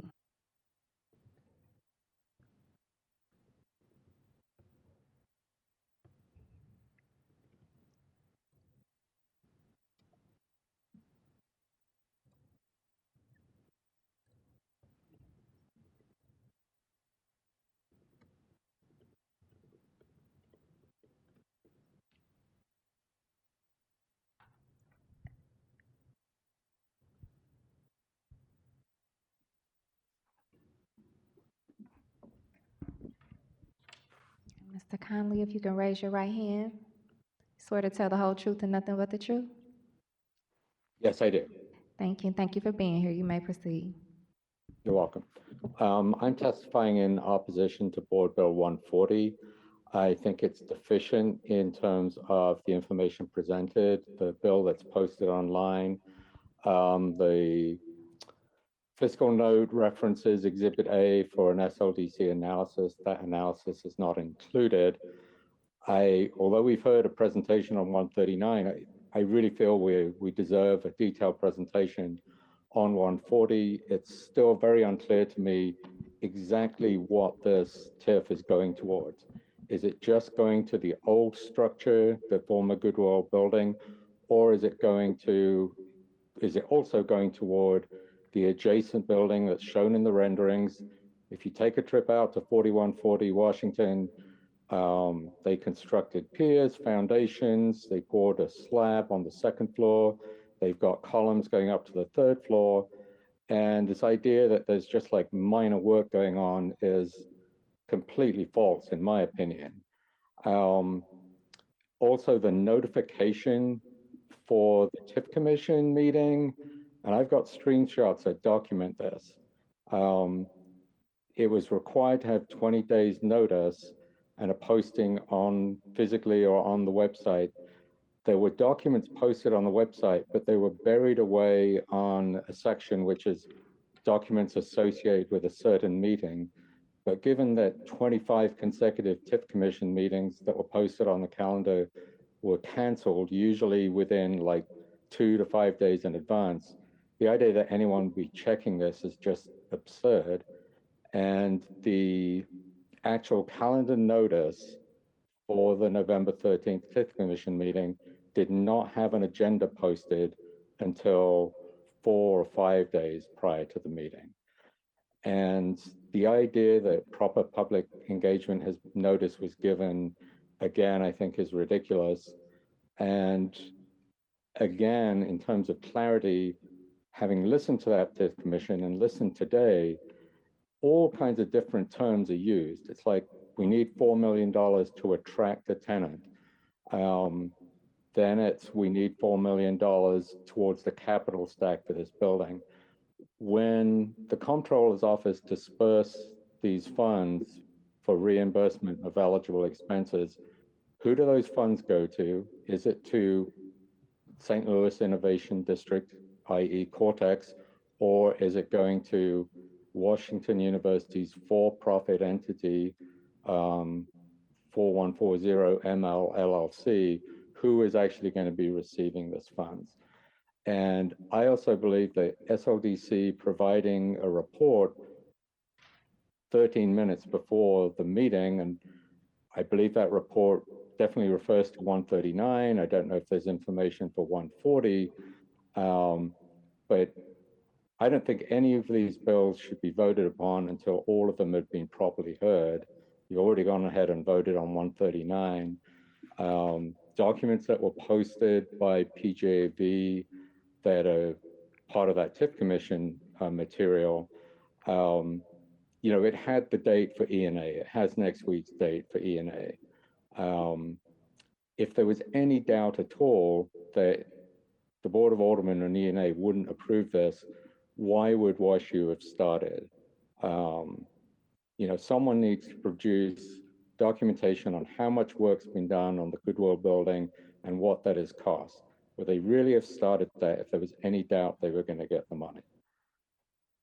I think, you know, I feel insulted, and I think a lot of people in the public feel insulted in terms of, you know, there was procedure set in place a couple of years ago, and very much as a result of, you know, the corruption indictments for members of the board. And I just think, you know. Mr. Conley, that's your time. Okay. Mr. Conley, please go ahead and finish your. Yeah, well, I feel the public hasn't been well served. I don't think SLDC is complying with, sometimes not with the spirit, not with the letter, but definitely not with the spirit of that legislation. And I would urge you to hold Board Bill 140 until your next meeting, until there's proper due diligence and proper opportunity for the public to review the materials from SLDC. Thank you for the opportunity. Thank you so much, Mr. Conley. Okay. That's all the speakers. All right. Do any colleagues have any follow-up questions? Okay. Alderman Browning, oh, I'm sorry. Alderman Cone. Thank you, Madam Chair. I know that this isn't necessarily directly related to the TIF note, but related to the project. Sam, is he still in the room? Yes, I am, Alderman. Hey there. You know, I also bring this up pretty regularly with the folks at WashU and other institutions doing work in the Central Corridor.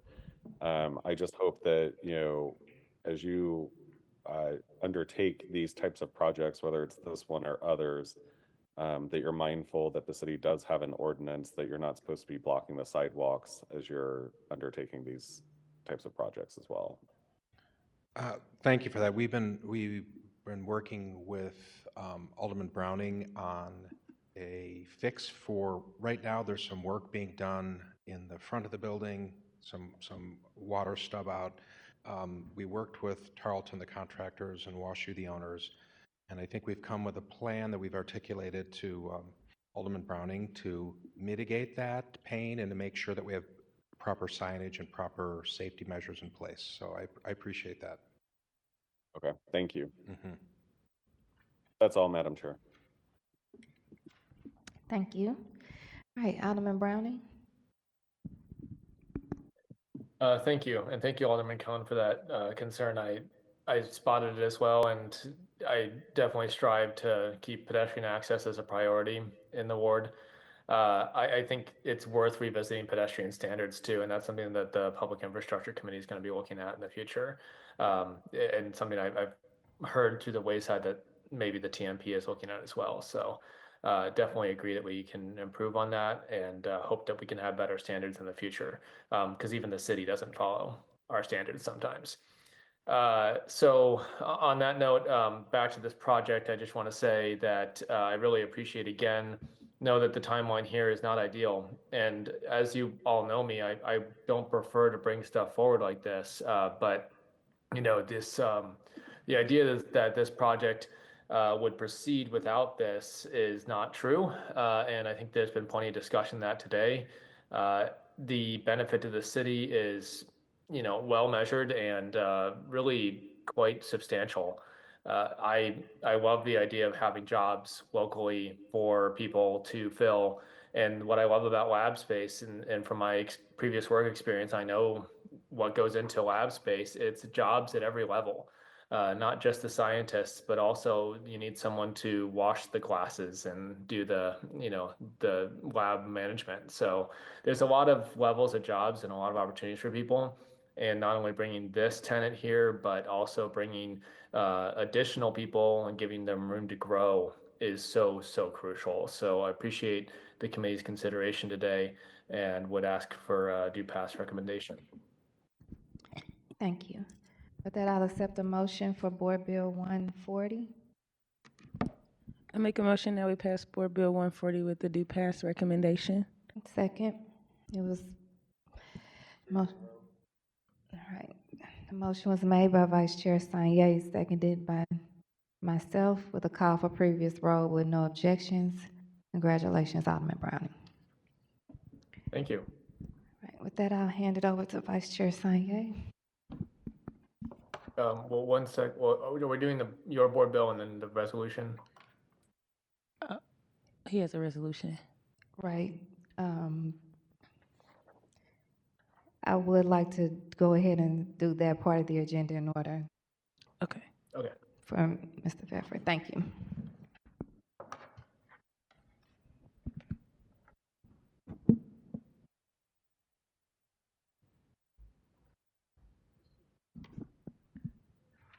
All right, Chairwoman Clark Hubbard, you were recognized to open for Board Bill 141. Thank you, Madam Clerk. Can you please read the summary for Board Bill 141?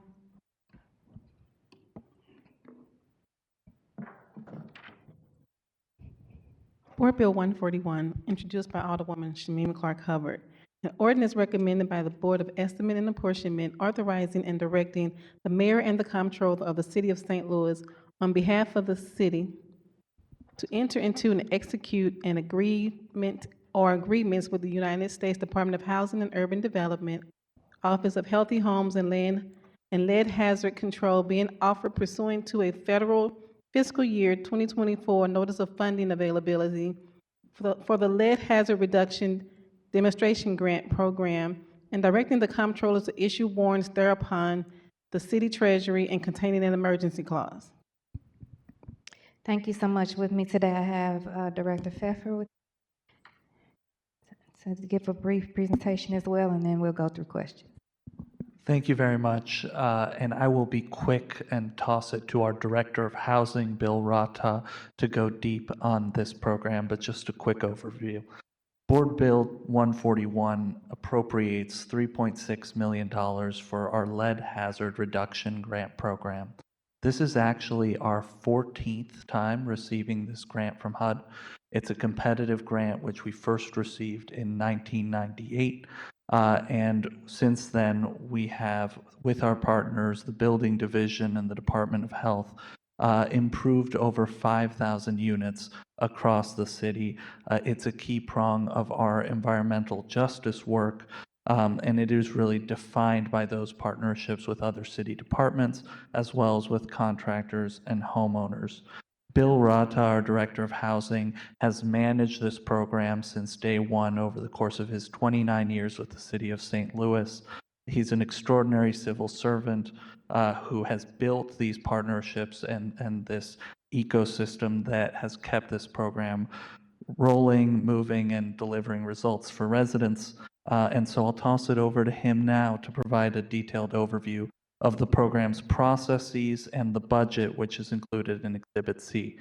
Bill can also answer any questions that you may have, as I unfortunately need to run to another event. Thank you all for your time.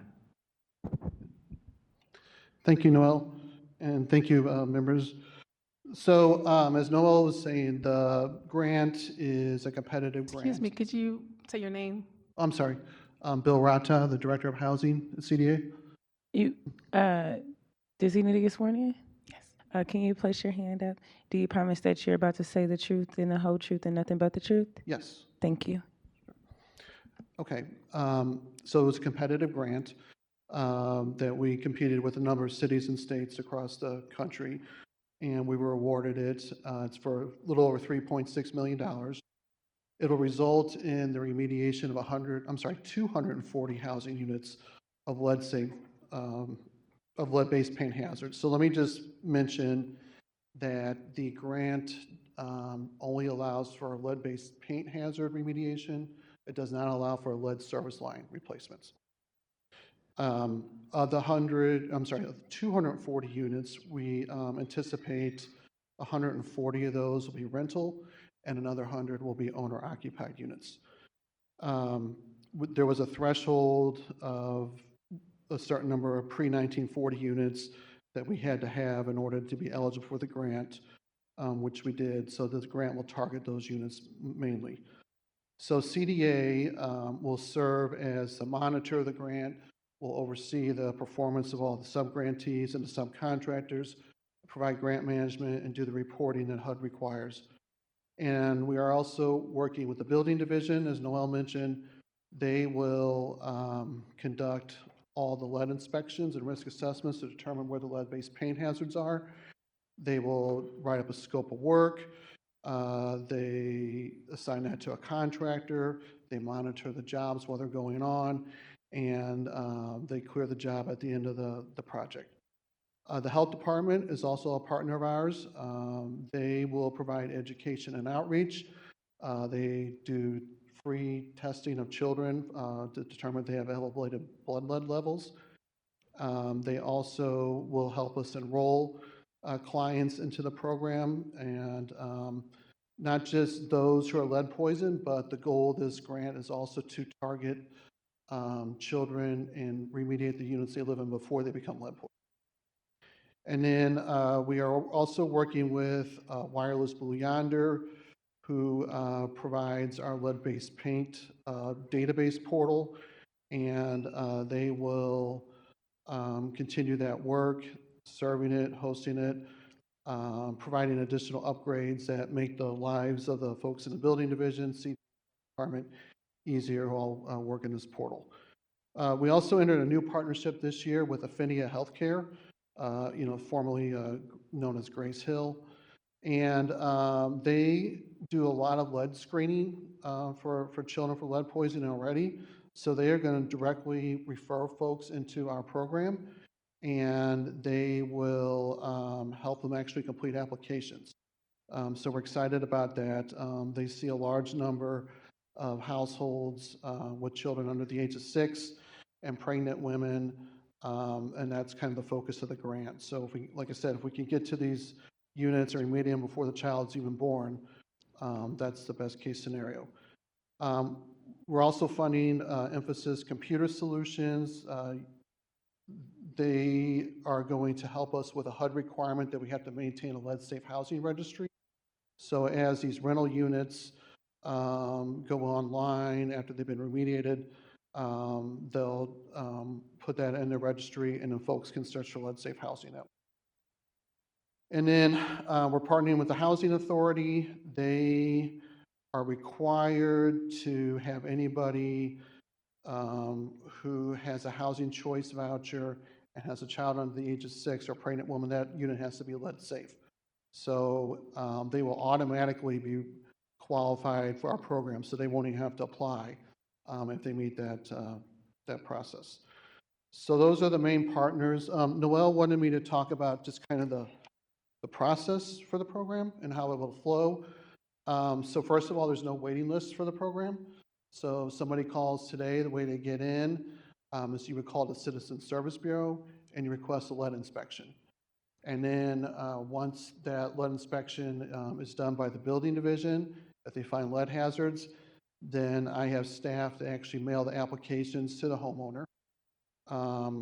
Or we could work directly with the tenant, whatever the case may be. And then if they have trouble completing that application, we have a citizen advocate on staff who actually will go out and help gather documents, assist the client with obtaining those application documents that HUD requires, for them to participate in the program. And then we write the scope of work up. It has to have a historic review and an environmental review. Once that's done, then we can sign the contracts with the owner and the contractor. We do provide a temporary relocation stipend.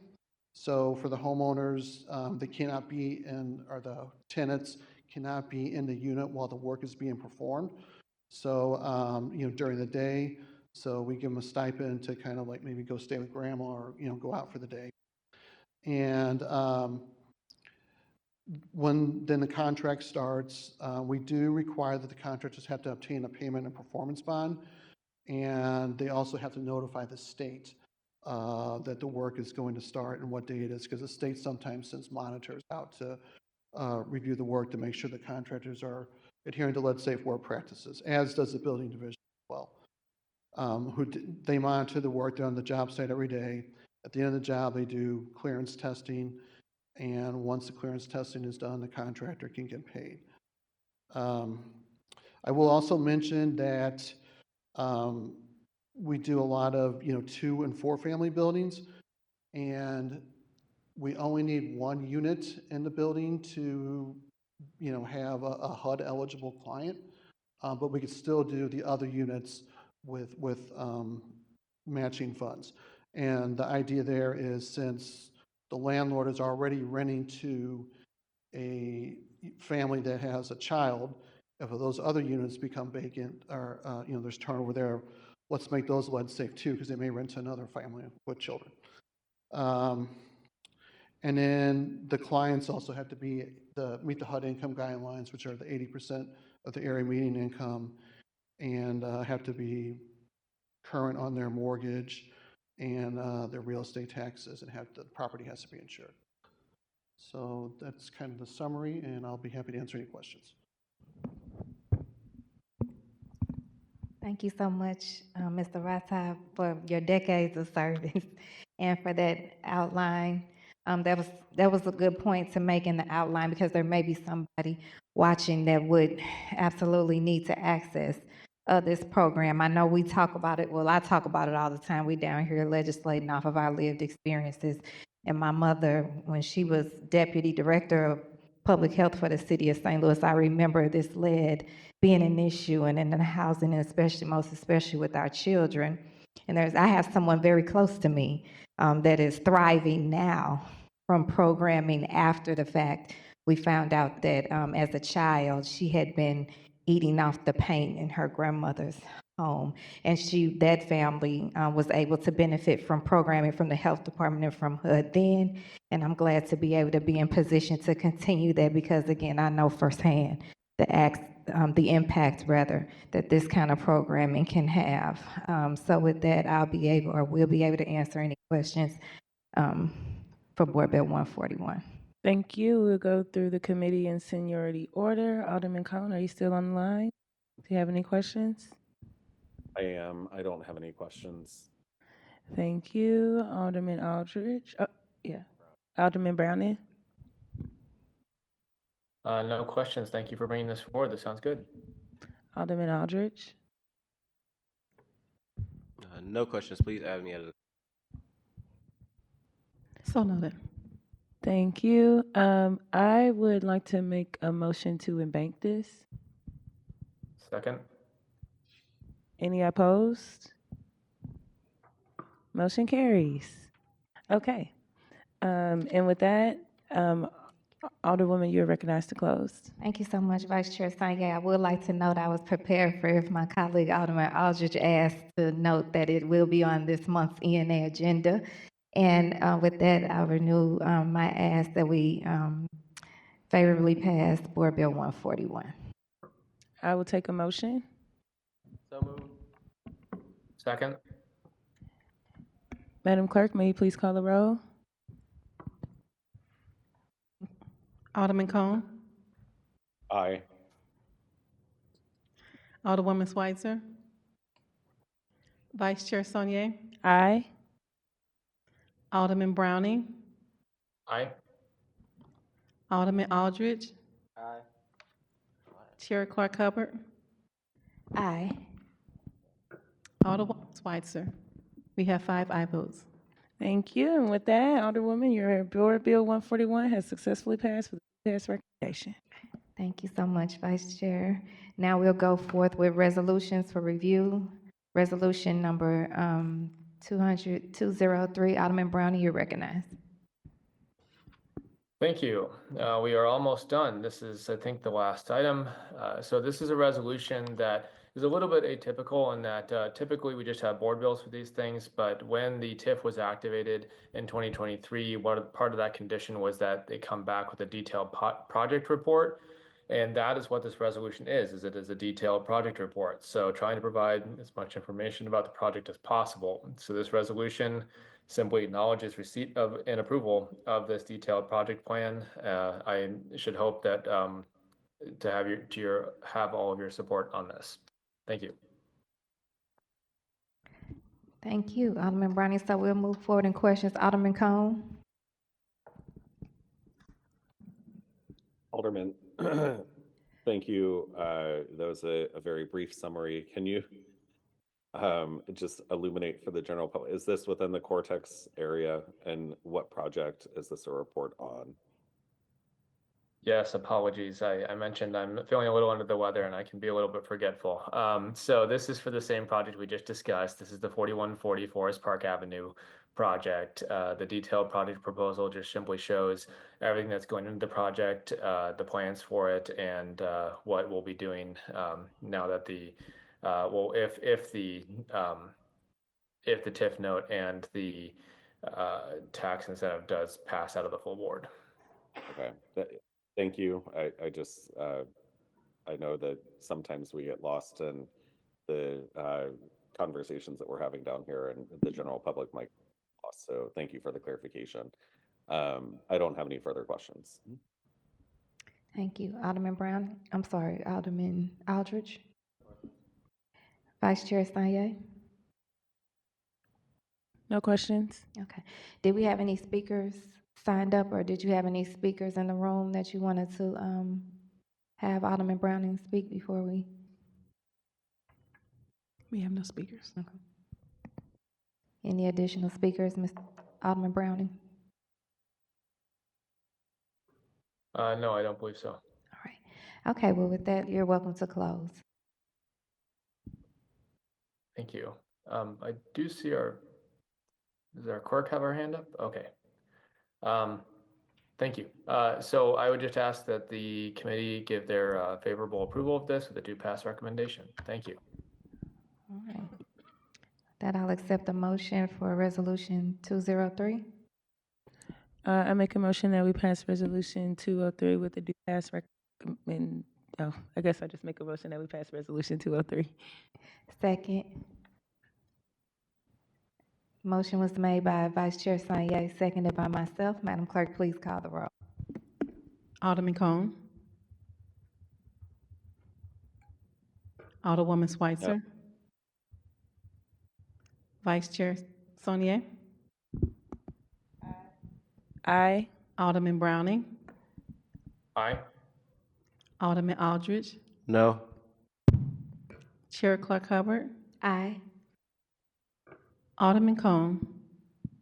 No. Alderwoman Schweitzer. We have 3 aye votes, 2 no votes. All right, with that you successfully passed resolution 203. Alderman Browning, I hope you feel better soon. Thank you. All right. Do we have any written testimony? I know we did announce the written comments we received from the mayor's appointments, but did we have any additional written comment? We had 6 in opposition of Board Bills 139 and 140. All right, and they're in the drive? Yes, they are. Okay. All right, any announcements? We need to excuse Alderwoman from the 1st Ward for necessary absence. And we'll go circle back to announcements for Vice Chair Sanye. Second. All in favor? Aye. Okay, that was for the motion was moved by Vice Chair Sanye and seconded by Alderman Aldridge for the necessary absence excuse. And we're going to go back to announcements for Vice Chair Sanye. Thank you. I just wanted to announce that we are having a special HUD's meeting. Thank you to my colleagues on December 16th at 11:30 a.m., where we will be discussing a bill for a proposal for the spending of RAM settlement fund. All right, and with that, I'll accept the motion to adjourn. Second. Moved by Alderman Aldridge, second by Vice Chair Sanye. All in favor? Aye. Thank you all, everyone. Have a blessed day.